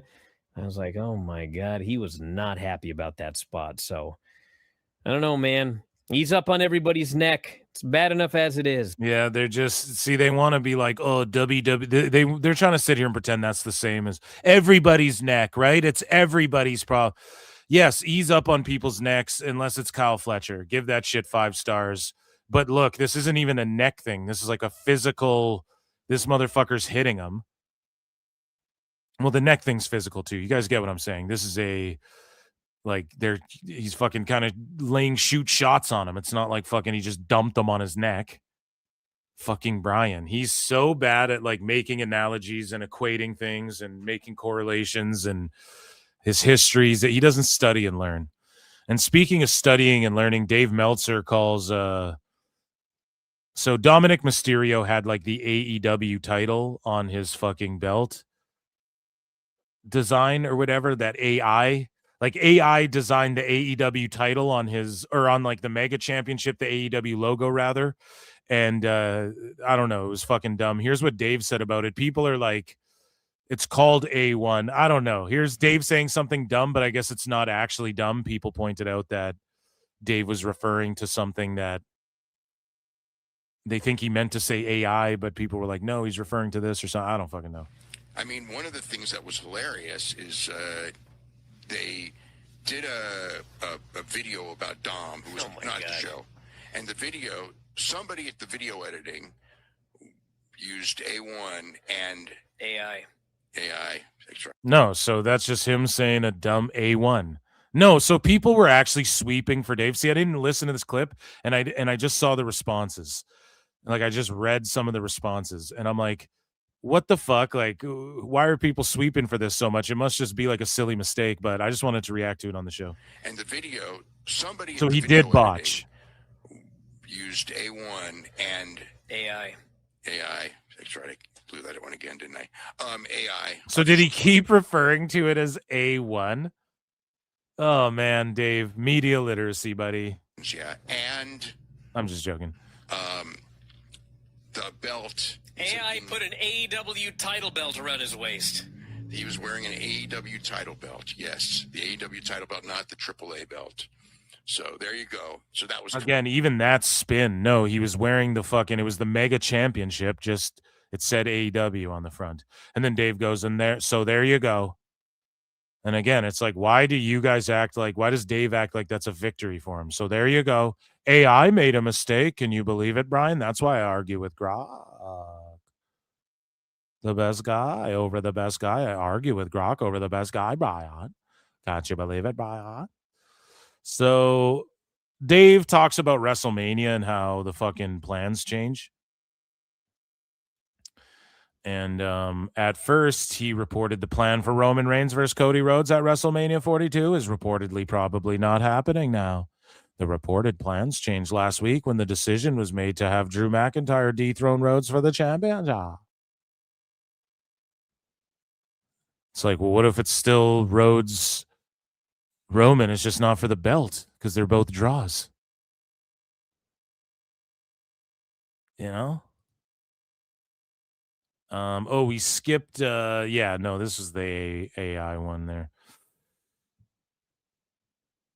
And then speaking of WrestleMania plans, this is what they had to say. Like, this was Dave's cover up, or maybe this clip came out before, but no, I think it was the same day or the day after. This was his cover up. Dave, what's going on at WrestleMania? WrestleMania changed on Wednesday of last week, which was when they made the decision to go with the McIntyre title win. So that wasn't decided until Wednesday, and I don't know what the new matches. You just can't believe that at all. Dave literally just said Drew was going away to make a movie when he wasn't going away to make a movie, and I told you guys he's not going anywhere. I laid out his fucking movie shit this whole fucking time. I'm not even a dirt sheet, Dave. You suck. You stink. Although they may be doing a three-way with McIntyre, Jacob Fatu, and Cody Rhodes. That may not necessarily be at Mania, but that's kind of, I mean, that's not even 100%, but I was told that that's kind of like it's a possibility, but it's not, the Cody Rhodes Roman Reigns thing is probably not happening. But whatever it is, the Mania plans were changed on Wednesday when they made the decision to change championship. Dave holds the mic because he wants to pretend that he's like fucking cutting a promo like a wrestler and shit. And we don't know why. I will ask. I didn't ask. I think there was just why wouldn't you? So the world's worst journalist. Well, why? Why is that? I didn't ask, Learn, Brian. Baby, learn. Meltzer Inferno. So you're the world's worst journalist. I think it was just one of those things where they just felt that they wanted to shake things up, that it was too predictable. And, Drew McIntyre, they wanted to get the championship on him. It kind of makes sense, being in Europe and everything. And just basically shake things up, get some surprises going. I'm gonna guess. But why would it be a surprise if nobody knew? So like if nobody knew that, okay. So if you're assuming everybody knew your dirt sheet report that Roman and Rhodes was supposed to happen, it's a shake-up. Like, how would anyone know? It's still a shakeup. Just anyone winning the title. If Rhodes carried it the whole time, it would still be unpredictable. It's not that. Here's the thing: Rhodes's title reign, I think has been very unpredictable, especially in this Drew feud, because we thought he's going to drop it a few fucking times. If you're watching, there's been a couple times now where it's like, there's no way Drew loses. I don't know. Dave is just so up his own ass, in his own fucking head about this stuff. It just assumes everybody reads his shit. Everyone reads every fucking thing he says ever. That's what he assumes, and it's just not the case, man. And he's like, yeah, so Mania plans change because this guy won the title and we're months out when realistically the match at Mania could be the same. But I'm just saying it changed now because if you watch the fucking show, it's been fucking different than what you'd have anticipated this whole fucking time. What an asshole. What a fucking the best asshole. guys, Tony Khan. So Dave Meltzer talks about the best guy, Tony Khan here. Okay, and we are going to talk about this, ladies and gentlemen. Patreon.com/Pro Wrestle Times. Bonus DMDMW episodes coming, one of which where we break down Dave's best friends. Okay, so that is coming. He has we have 5 years worth of best friends, 6 years worth of Dave just talking about all of his best friends, and that's going to be a bonus Dave Meltzer Dumb Moment of the Week episode on Patreon. So make sure you guys join patreon.com/Pro Wrestle Time. So Dave talks AEW now. Him and Bri talk AEW. And so he talks about the lights going out and the lights out match and how nobody could see shit. And again, just a production botch. This doesn't factor in at all to how bad AEW is or why it's bad or why people laugh at it. The best guys, Tony Khan. It's just him fucking, I don't know. Making excuses, or I think he does kind of bury it a little bit. He's like, I've never seen this happen where the lights don't come back on, but they didn't come back on. And this wouldn't be in AEW. We wouldn't make fun of this shit if it didn't happen where the lights shut out all the fucking time and then people pop up, or where the lights have been turned off multiple fucking times for inexplicable reasons. They had a lights out match and they had a power failure all on the same show. It was incredible. It's like when they started in the last match. So they turned the lights out. It's fine, it's to do that. I don't know if that played any part in it, but later when they turned the lights out for the lights out match. Well, I think I have a theory. So I think that the lights in that building, when you turn them off, it takes them 5-10 minutes to fully turn on. Okay? I guess. But here's the thing, okay? If you know that because it happened earlier in the show. No, see, these are excuses, man. The lights have gone out on other matches in AEW a bunch of times. It's not like Stone Cold and The Undertaker. Goddamn, kid, you remember that one time we were wrestling in Q8 and the fucking lights went out, or they're in Germany or whatever, and the lights go out during a Mick Foley Undertaker match or whatever? I can't remember who was wrestling. The fucking lights go out during that WWE event. It's not like that one time it happened. No, the lights go out a bunch and Taco Bell commercials interrupt and the feeds get cut, and this happens a bunch in AEW, bro. And the fucking cameraman gets assaulted, and you turn the lights off for Andrade. High school kids go on strike, and the fucking production's pretty bad over there. And then it took 5-10 minutes into the Willow segment for them to turn back on. Yeah. Maybe don't turn them off again, because then you have to deal with 5-10 minutes of people watching a match in the dark. I think it was almost weird that you had a literal lights out match with the lights out. It is weird because they did that in NXT once. Remember they had a lights out match? Oh, They turned the lights out and you couldn't see anything. Right. And all people did was complain that we're watching a match in the dark. It was terrible. Don't turn the lights out. Well, I can't say that because lights out matches have been going on for 100 years. And for 100 years, I've never heard of once where the lights didn't come back on. But this was the one time. God. So this is the... They did eventually come back on, but the first 5-10 minutes of that match were... It's like, oh my God, somebody turn these lights on. I know. My God. They had a lot.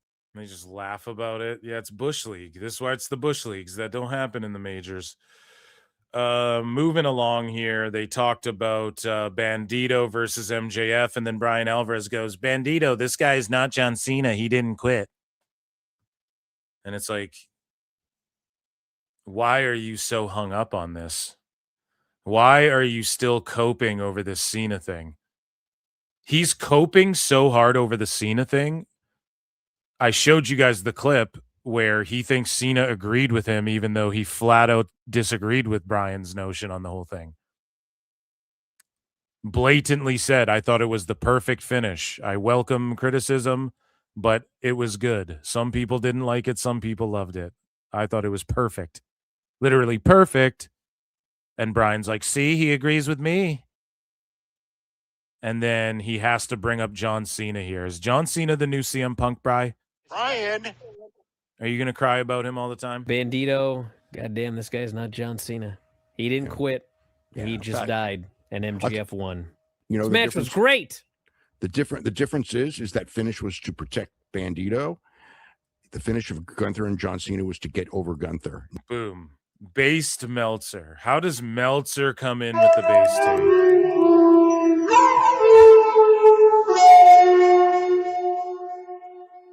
Bryan doesn't understand pro wrestling.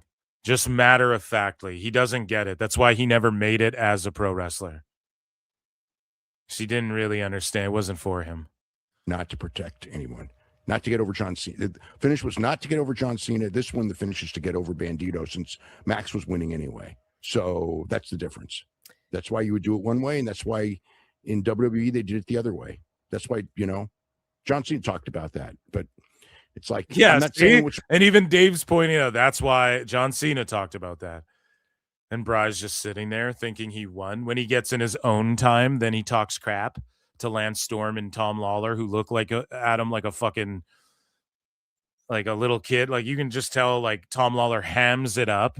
They just agree with Bryan's bullshit to just get the paycheck. Like it's guaranteed pay. You just got to show up on the show and agree with Bryan. It's like, I get it. Right or wrong, but we got family and shit. John Cena is not that he quit. Anyone can quit. Mm-hmm. The issue is his gimmick is never give up. His career was over. And then he gave up. His career was over. Yeah, and his whole career was a sham. Well, he was a fraud. Well, you can't say that. Entire career. No, it's, yeah, just shut up. Like, it's so cringe, this, like, fake shit. No, Bryan, no. Stop. You're a boomer. Cut it out. You can't say that because No, I can't. He actually did that interview. Said he was okay with the criticism. So I'll say it. He was a fraud. Well, okay, but guess what? Sitting back all those shirts I bought, those never. Imagine not being okay with criticism. Like, even if it's retarded and you go, that's really bad criticism, and you honestly feel that way. It's like, yeah, I know you and Dave think criticism is fucking the worst thing ever. You know? Dave can't handle it whatsoever. He starts to spurg out. Cena said he was okay with the criticism. Yeah, and then he disagreed with your criticism, and he's okay with receiving it. Doesn't mean it's right. Bryan's such a schmarmy, stupid person. Give up shirts. Okay. I gifted to all my friends. Okay, well, guess what? They have marketed him. And his whole gimmick was never give up. He thinks he means literally like tapping out in a fight. No, it's like, it means more than that. You unnuanced motherfucker. They're the most vanilla fucking dudes ever with the most simpleton takes on anything. That's why you get fucking A-log buddies. But yeah, it's like never give up, like on life, on yourself, on everything. Tapping out because you're being choked or chin cranked is not quitting on yourself. And he is now referred to, and which he's not, but they have referred to him, and they have created the thing that now, in fact, John Cena is the greatest of all time. So he's not a fraud. He's the greatest of all time. He can still be the greatest of all time and a fraud. I can think of a few. That's true. That's true. That's true. That's true. I just don't know why would you hate on Cena this hard? And then why would you compare it to Bandito in the first place? What's going on with Trey Miguel? So this gets brought up, the controversy sweeping the nation with Trey Miguel. And there's been stories that I think like Fightful reported, I think, or one of these dirt sheets reported that Trey Miguel, like they're talking about bringing him back. And it's just because MJF now has to go, oh, they found out. Phil Marks found out the reason. Fucking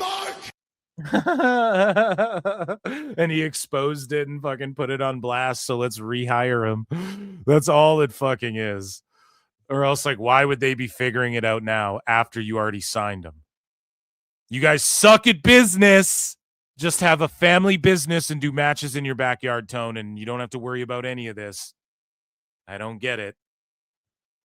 Like, yeah, you hired him, and then now you're so now the execs are willing to be negotiated with, but Jay Briscoe you could hire, just not on Dynamite, so Miguel couldn't have just been on Ring of Honor, too. You couldn't have just kept him contracted but put him on Ring of Honor. It's because you're a liar. And Liar! You guys haven't seen it, make sure you watch the video titled "Did MJF Get Trey Miguel Fired?" on my YouTube channel. His response pretty much indicated that he's very sorry. Some people say, if you're on X, that's youtube.com/@ProWrestleClips. Really stupid stuff all the time, constantly, and are really all the time, constantly saying stupid stuff. Real assholes about it. Okay, other people may say something bad and just go, "Oh my God!" I actually had seen like an article in question about it, and the quotes are bad, but again, like I said, he apologized immediately. So, well, it does appear to be very much like the Jay Briscoe situation, where Jay Briscoe said things, he apologized, did everything he could to try to make it right, and it didn't matter. WBD was not going to allow him on the programming. Fucking sweeping the cleaner. Fucking Bryan Alvarez stole Kenny Omega's gimmick. Just sweet. WBD isn't going to let it slide. Then how did he hire him? They own 10% of the company. Or less, right? Less than 10%. So they don't have to let anybody, they don't have to divulge anything. So they can usurp tone. We won't put it on TV then. It's not because of that. That's such a fucking cop-out, and I know it is, man. And they never did. And, especially after Tone, and I pulled up the article, Tone said that wouldn't happen in today's climate with WBD. The old regime's gone. I could just call Zaslav. Now we're blaming WBD. Fucking liars, man. These are flat out liars. And, of course, leave it to Dusty Dave to get the dustpan and sweep up for fucking Dustpan Dave over here. Sweeping for Tone. My understanding is that there was a period around 2020 where AEW was going to bring him in, and for this same reason, he was not allowed to be brought in. And maybe Tony thought 5 years later, 6 years later, we'll sign him, and it turns out that wasn't going to fly. There are people who think that this is what Trey Miguel believes. And this is what we believe. This is what Trey Miguel believes. That they think that may not. Oh, yeah. No, it's true because that's what they told him. And this is what we believe, but that they think that may not be the actual story. So I do want to bring that up because if I don't, people will go like, that there's other stories. So. That there's other stories. I have to bring that up or else, but I won't bring up what it is. Meanwhile, so you're watching PWT. Stupid idiot. Oh, so Dave Meltzer listens to Phil Marks and PWT. This just in from Phil Marks of PWT. He says, I told you so. Fucking hilarious. Oh, man.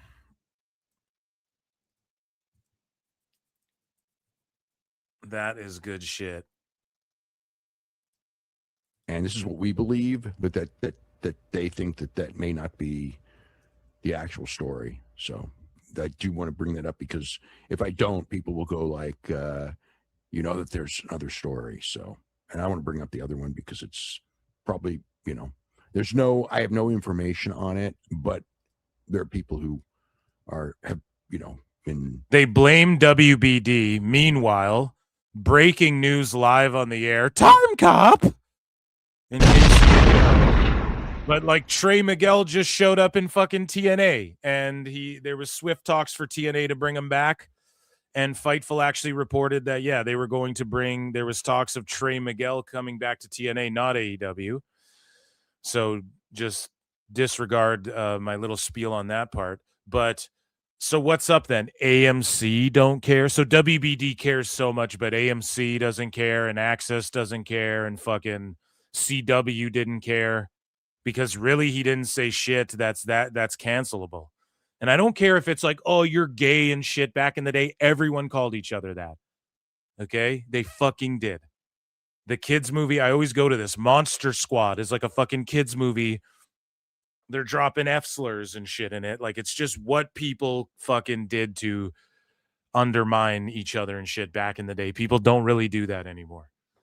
Just go, you're gay. Actually, no, it's kind of made a comeback. It depends what part of Twitter you're on. Actually, there's a lot of people who are just out there frivolously bringing shit back. But you guys know what I'm saying. Like, it's just less like society's kind of like, yeah, I don't know. That was kind of ignorant. Like, I think in general, we can all agree, right? To just be like, that's gay and stuff. And now people do it tongue in cheek. It's funny.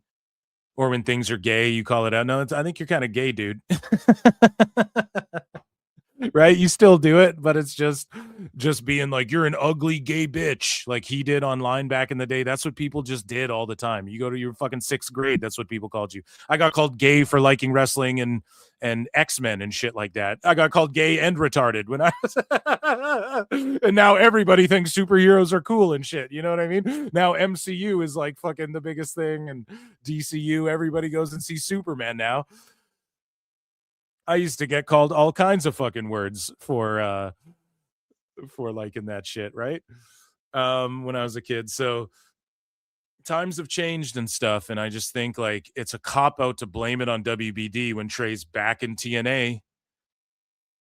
And I mean, that's one good thing out of this, but it's only going to hurt the perception of AEW and MJF because it looks like bullshit. It looks like I was right about that stuff, seemingly.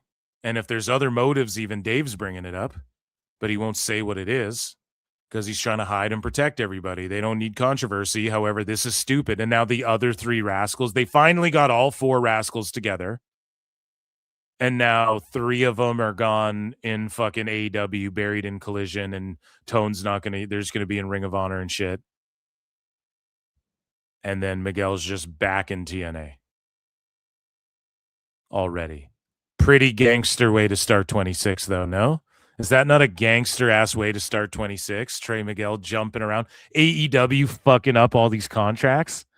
And everyone's just Rick Rudin, Lex Luger in these motherfuckers. Right? He pulled the fucking Lex Luger on AEW, dude. And Andrade pulled the Rick Rude. Well, I guess he wasn't on the same show, but it was like he's still under contract, and then he fucking shows up, gloms the fucking champ, or one of the top guys in Omega, right? You have Trey Miguel dips out, gonna win, feast or fired, or what? Pretty gangster, man. I love the wrestling wars. Let's go. Telling me. Well, given that this exact same situation came up before with the exact same person and the exact same reaction from WBD, my guess is that this is what happened. It's the same thing. It's literally the same thing. It's very clear it's what Trey Miguel thinks was what happened. Yes, and it's what other people. Yeah, so that's what he was told. It's a cop out, and then Bry's sitting here with the fucking with the Swiffa, and he's sitting here going sweeping and mopping up, and he's just like, well, look, man, it happened before. Yeah, so study and learn the business, clown. Study and learn the business like I have. Why am I not a dirt sheet and I know this shit? All I do is talk about wrestling. That's all baby, I do. learn. Meltzer Inferno. I mean, I do other shit just on the internet. I just talk shit about wrestling.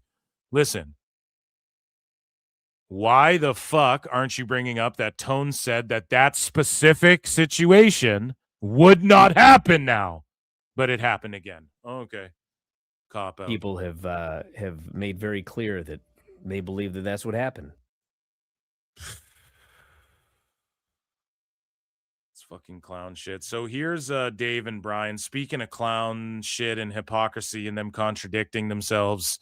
Here's what they have to say about Darby now after Darby's literally, again, they're just catching up. Everyone's like, Darby's gonna delete himself by accident. They're doing too much. It's not in good taste to do this when Martha Hart's there, to have him fucking ziplining off the roof, and the fishbowl drownings. All this shit is stupid. Now Dave and Bryan, he's really going to hurt himself. And just notice, like, Dave and Bryan, they're being fake. Their new mission is to try and go, see, we said all year, go back and watch the show. We've been saying that people are going to die if they don't, but you're saying it's 6 years too late, and you're still rewarding this shit with 5 stars and trying to argue this is better quality wrestling. When it's not, bro. Exploding kendo sticks and this bullshit isn't better quality wrestling. Now, yes, Darby's cool that he can do these stunts, kind of. Just go being Jackass, though, because he's not interested in getting anyone over. This shit isn't getting anyone more over. It's not working for him. He hasn't gotten more over. Even Sting gave everything, gave his retirement match to Darby. The most memorable thing was fucking Darby doing some dumb Mark shit. And he doesn't really care. And he feels like a part-timer, too. It feels like Darby's not even in there all the time. So this doesn't help anybody. Why let him do it? Darby and Tone's like, yeah, there is stuff that goes too far. Well, why don't we ever see you tell them no? Like, if they pitch this to you, you say no. Fuck. Oh, God. You know, we say it every time. Darby's insane. He took an overhead suplex onto not the flat part of the stairs, the freaking jagged-ass part of the stairs. I mean, that was just nuts. I think the issue, well, I mean, the obvious issue is he's taking too many crazy bumps, but I think that if I were Darby, I would consider the fact that at the very least, when these matches are over, people aren't talking about the matches. They're talking about concern for him and bumps he took. And I think that they should be talking about his matches instead, because I don't think anyone's talking about the actual match. You know, this was all actually... we're talking about is that bump. This was a pay-per-view match, and you did one of those things. That would be cool, because it's a pay-per-view match. This was a TV match, and he did like 3 or 4 of them. And it's just like, for something that in 48 hours, no one's going to be talking about it. It's not like it's Mick Foley's day when people talked about it for months because nobody else did it. It's like now everyone does this stuff. Now, granted, nobody does what Darby does, but still, I mean, I hate to be the guy doing this and everything, but you know, I mean, I think they need to save him from himself. That's all. That's what I would say. Save him from himself. Yeah. I mean, they do need to do that. But when I say that, I'm just a Fed bot, a Fed drone.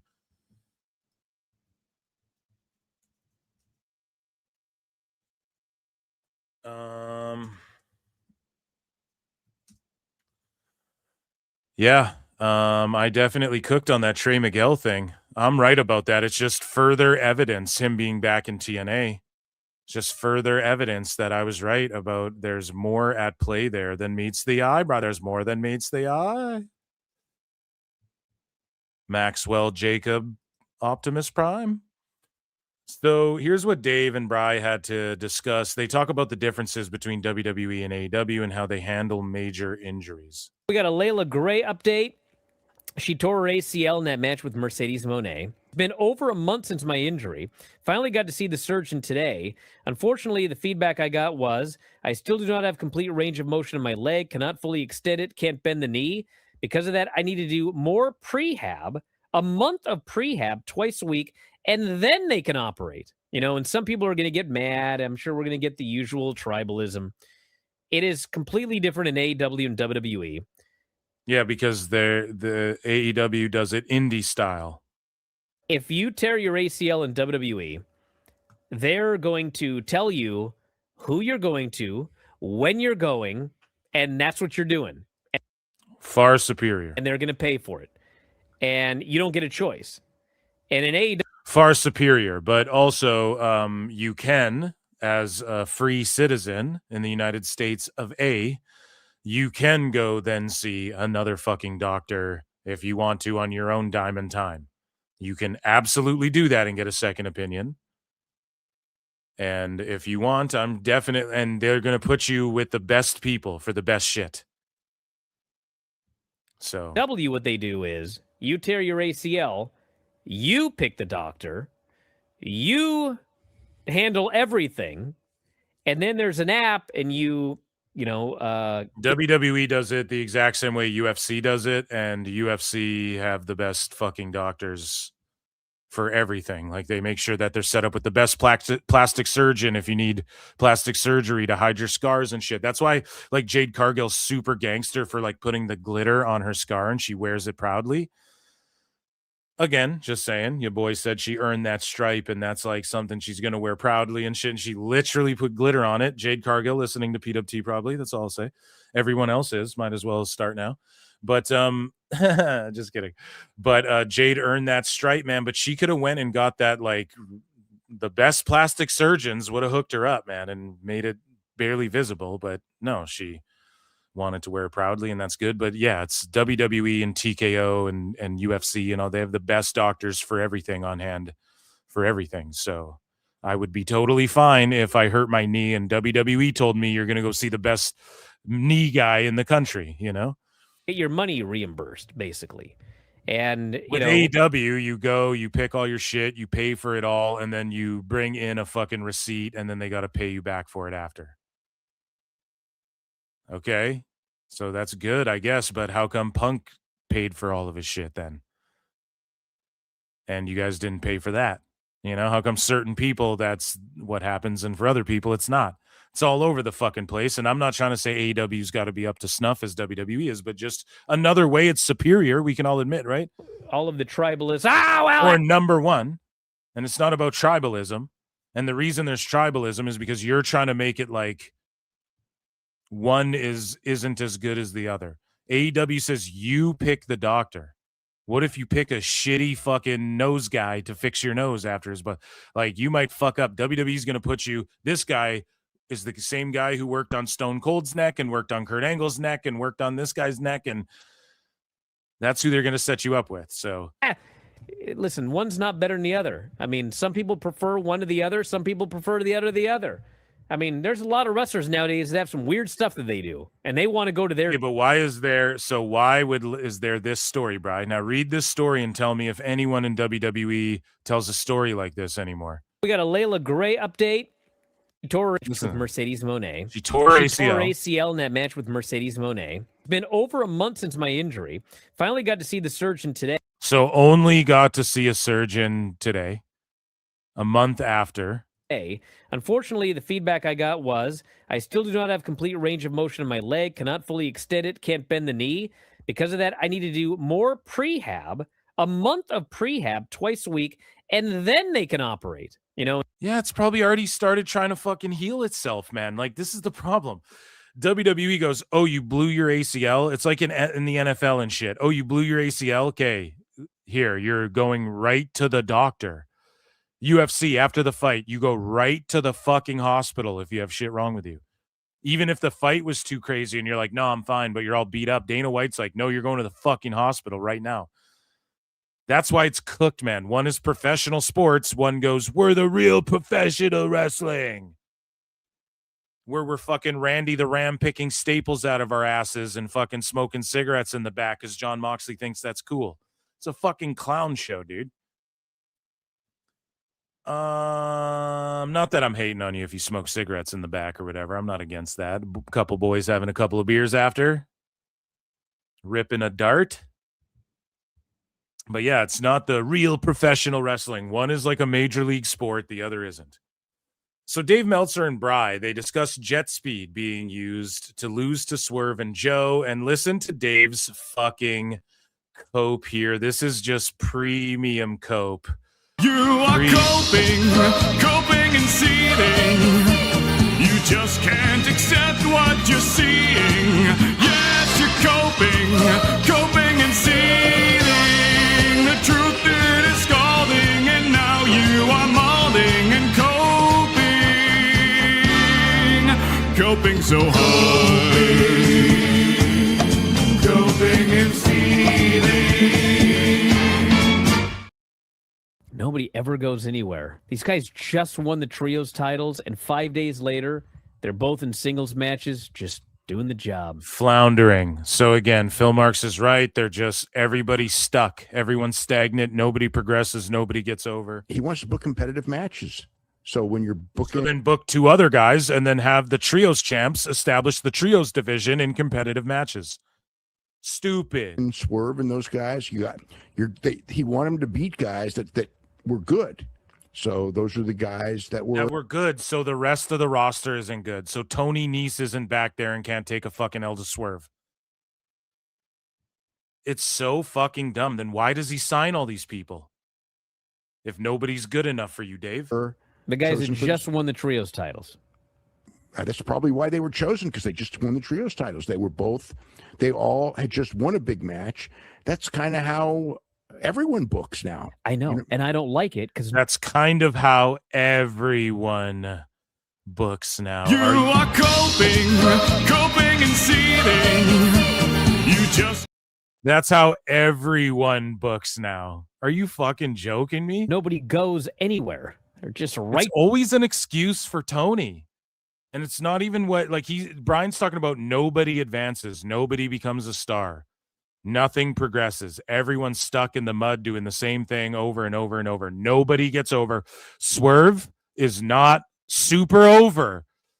Other than with the AEW fan base, he's not more over. He peaked now in AEW. I would say maybe he increased his star value a little bit, but he's not a draw. You cannot look at Swerve and look at any ratings and go, oh, yeah, Swerve is drawing for them and shit. Nobody progresses. Not Mike Bailey, not Swerve, nobody. Back where they were when it's all said and done. That's where that's their level. They're not going to, That's their level. So Bailey and Knight hey, guess what? Dave, who books and pushes and pitches shit. The best guys, Tony Khan. Just said you guys aren't going past this level. The idea is that you look good against the top guy. No, you don't look. You look. See, and I've broken this down too. Listen to this. You end up like you look good, and then you end up like Kyle Fletcher. No, Kyle Fletcher gets big wins though. And so are you saying Kyle Fletcher's going to get stuck too because his goal is just to look good against the top guys? You end up like Kyle Fletcher. What, not a draw? A guy nobody knows who's still not a draw? Like they're going ass backwards right now in every metric. And Fletcher's awesome, but he's getting fucking dumped on his head and isn't a draw. So what? You end up like him getting dropped on your head for 5 of your stars, but while going in front of 1,100 people on Dynamite? When the quote-unquote competition is fucking doing 11,000 people on a shitty SmackDown that everyone says is bad? What are we fucking talking about here, man? The idea is you look good. Nobody looks good against a top guy. Swerve doesn't look good, and he doesn't look like a top guy when Kevin Knight takes him to the limit. You're shitty at booking. Your idea of booking is shitty. Tony Khan's a bad booker. You guys have been doing this for years. Nobody's gotten over by having a good showing against a top guy because that's all you guys fucking do. I don't want to see Daniel Garcia taking Edge to the limit. That doesn't get Daniel Garcia over. You guys don't get this because you don't understand how this fucking thing works. Kyle Fletcher, that's the goal. Okay, so aside from Kyle Fletcher and Mark Briscoe and Jungle Boy, one of them is significantly higher than they were when they came in. But I don't think Jungle Boy is any higher than he's been on the card in the last 5 years. I mean, Mark Briscoe a little bit. Mark Briscoe's definitely higher. Because he was banished. So since he's been on AEW, he won the TNT belt and he's a glorified jobber. He loses his big match to everybody and gets bloodied up and gets used rarely. So he went from not being on the show to being a mid-lower guy. And that's, he's higher up the card. What a fucking dumb thing to say, dude. Yeah, Kevin Knight is certainly higher. No, he's not. No, he came in as a tag guy. He's the exact same. He's not a draw. No one fucking knows him. He might be getting better weed, but who knows him? Who knows Kevin Knight that didn't already know him? Kevin Knight's a little higher. Bandito's way higher. Bandito's higher, and no, he's not. He's not more famous than he was before. He's not drawing. He's higher. Yeah, Tony books him against, like if you're talking to hierarchy on the card. Yeah, he was in a tag team, but he's ROH's world champion. So you could say that's fucking lower. And now, he had a title match with MJF. Now where does he go? Is he still going to be in the world title picture? That's chill, but is he drawing? We're talking about star power. They're talking about this fucking Mark shit. Well, Tony booked him against Joe. He still lost, but he's higher up the card technically. Well, what does that matter? There's a lot of guys that have, it's a slow process. But yeah, like, what do you expect Mike Bailey to beat Samoa Joe, and Samoa Joe's getting ready to challenge for the title? No, but if I'm booking Mike Bailey to win a title, I'm not putting him in a match where he's going to immediately lose. In a tag team. See, again, it's just, why have a tag team if he's a singles guy to get singles guys over, but in tag teams he'll win, and in trios he'll win? The fuck is the point of that? Tag team title, so he's got a little bit more credibility, so he can lose. Yeah, why not? What I mean, I thought because Lee Moriarty has been in ROH for 4 years, and you could just have him lose to Joe or something. That this was really good because it put them in big matches. They didn't win them, but they've got titles. I mean, that's one of the things. But they've got titles. Dave, they've got trios titles, and they lost singles matches, and they've got titles that mean nothing. But they've got titles, though. It just shows you how bad and how Tony thinks booking should be, and why Dave it's the greatest thing I've ever seen. Like, this is what Dave fucking does or thinks. Just having a belt means something. It's meaningless. It's worthless, man. And Tony listens to this guy. When you got tag team champions, very often you put them in matches against big I know, and Vince stars. used to do this all the time, and all we did was complain about it. No. Yes, Dave, you did. This guy beating the tag team champions. Yes, it was 1-on-2. No. With Vince, what it was would be the idea that the tag team champions would lose to two single stars, and bit squashed very often to show that the tag team champions meant nothing. Dave, no. It's that the tag champs would lose to when Cena and Shawn Michaels teamed up, and then they beat Trevor Murdoch and Lance Cade or whatever the fuck. No, people didn't care about that. It's just that it became, and like a little bit when it's like, okay, if it's like on a random SmackDown, well, Rey Mysterio and RVD team up for the first time, and then they just take up, but even that's high up the card. But I get what Dave's trying to say. Like, yes, two random singles team up. They shouldn't be better than the tag champs, who should be a well-oiled machine, for sure. But Vince did that, and then tag teams just became, there's no tag teams. It's everyone's just two singles guys teamed up. But it was that as well, where tag team guys either were in single shit or they would lose one-on-one. They would get squashed. That is the thing.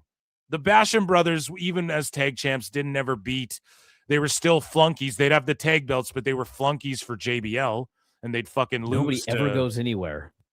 To like whoever JBL's feuding with one-on-one. Like, yes, that is a thing, Dave. He's fucking, no. This isn't bad booking. It was actually great booking. So I like to end these shows with Jeff Lane's clips, because he always just finds hilarious little snippets that him and Vince Russo, Barrow, the brand Barrow, and they link up. And Jeff Lane and Vince Russo on the brand, they make fun of Dave Meltzer. And I can't wait for this one. I don't even know what this clip is. It's a quick one. We'll end the show on this. She is so great. And main roster? She is probably further along at 2 years than maybe even Braun Breaker was. Oh, way further. She is. Oh, way further, Brian. We laughed at that clip the other day. Come on, Jeff. You can't start me like I'm going to be 65 in a week. Take it easy on me, will you? She is so great. And main roster? She is probably further along at 2 years than maybe even Braun Breaker was. Oh, way further. She is. Oh, way further. I need that one for the soundboard, too. That one rules. Shout out Jeff Lane and Vinny Rue and the brand. And that, ladies and gentlemen, shout out all of you for being here.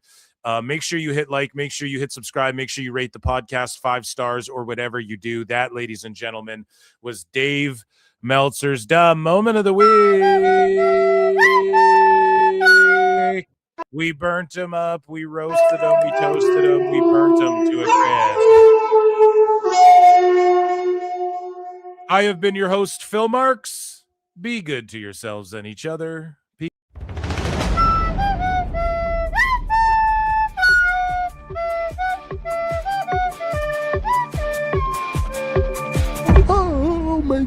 it's the greatest thing I've ever seen. You're overdue. I just felt it's something that makes you look good, and that's cool, and I'm all for it, but I think you need to tone this down because now it's getting obtrusive to the show. But they can go in the afternoon for a U.S. Hold show, on a second. as they did there, and they can do 180,000 buys for an afternoon show, which they've also done for All In. So okay, we know they can do. We know they can do big. Can I continue this before you cut me off? We know one thing. Yes. We know it might have done well because it went on first. I'm not saying it would. Here's my thing, Dave. But here's wait. Okay, here's the thing. Oh my God, it's the greatest thing I've ever seen. I mean, it didn't mean anything to me. It was just a match. That's the problem, Dave. It should mean something to you. Give him a quick squash win just to show that, he's not a loser.